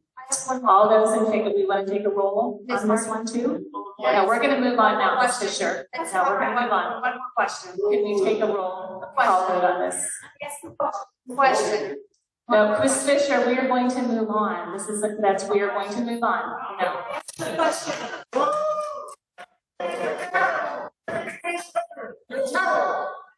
Mr. Prince. That's terrible. Alderman, Yes. Larva. Martin, Yes. Spondello, Yes. Steinmetz, Yes. Andrew, Yes. Fisher, Guy, and Gilligan. No. 5-4, motion passes. Thank you, Mr. Prince. Sorry, you just want them all to shut up. It's the same. All right, we're gonna move on to the communications. The next agenda item. Communications attached will be entered into the minutes and become public record. And finally, we reach adjournment. Seeing nothing further on the agenda, this meeting is adjourned. We will take a 5-minute recess before we move into committee meetings. You're pathetic.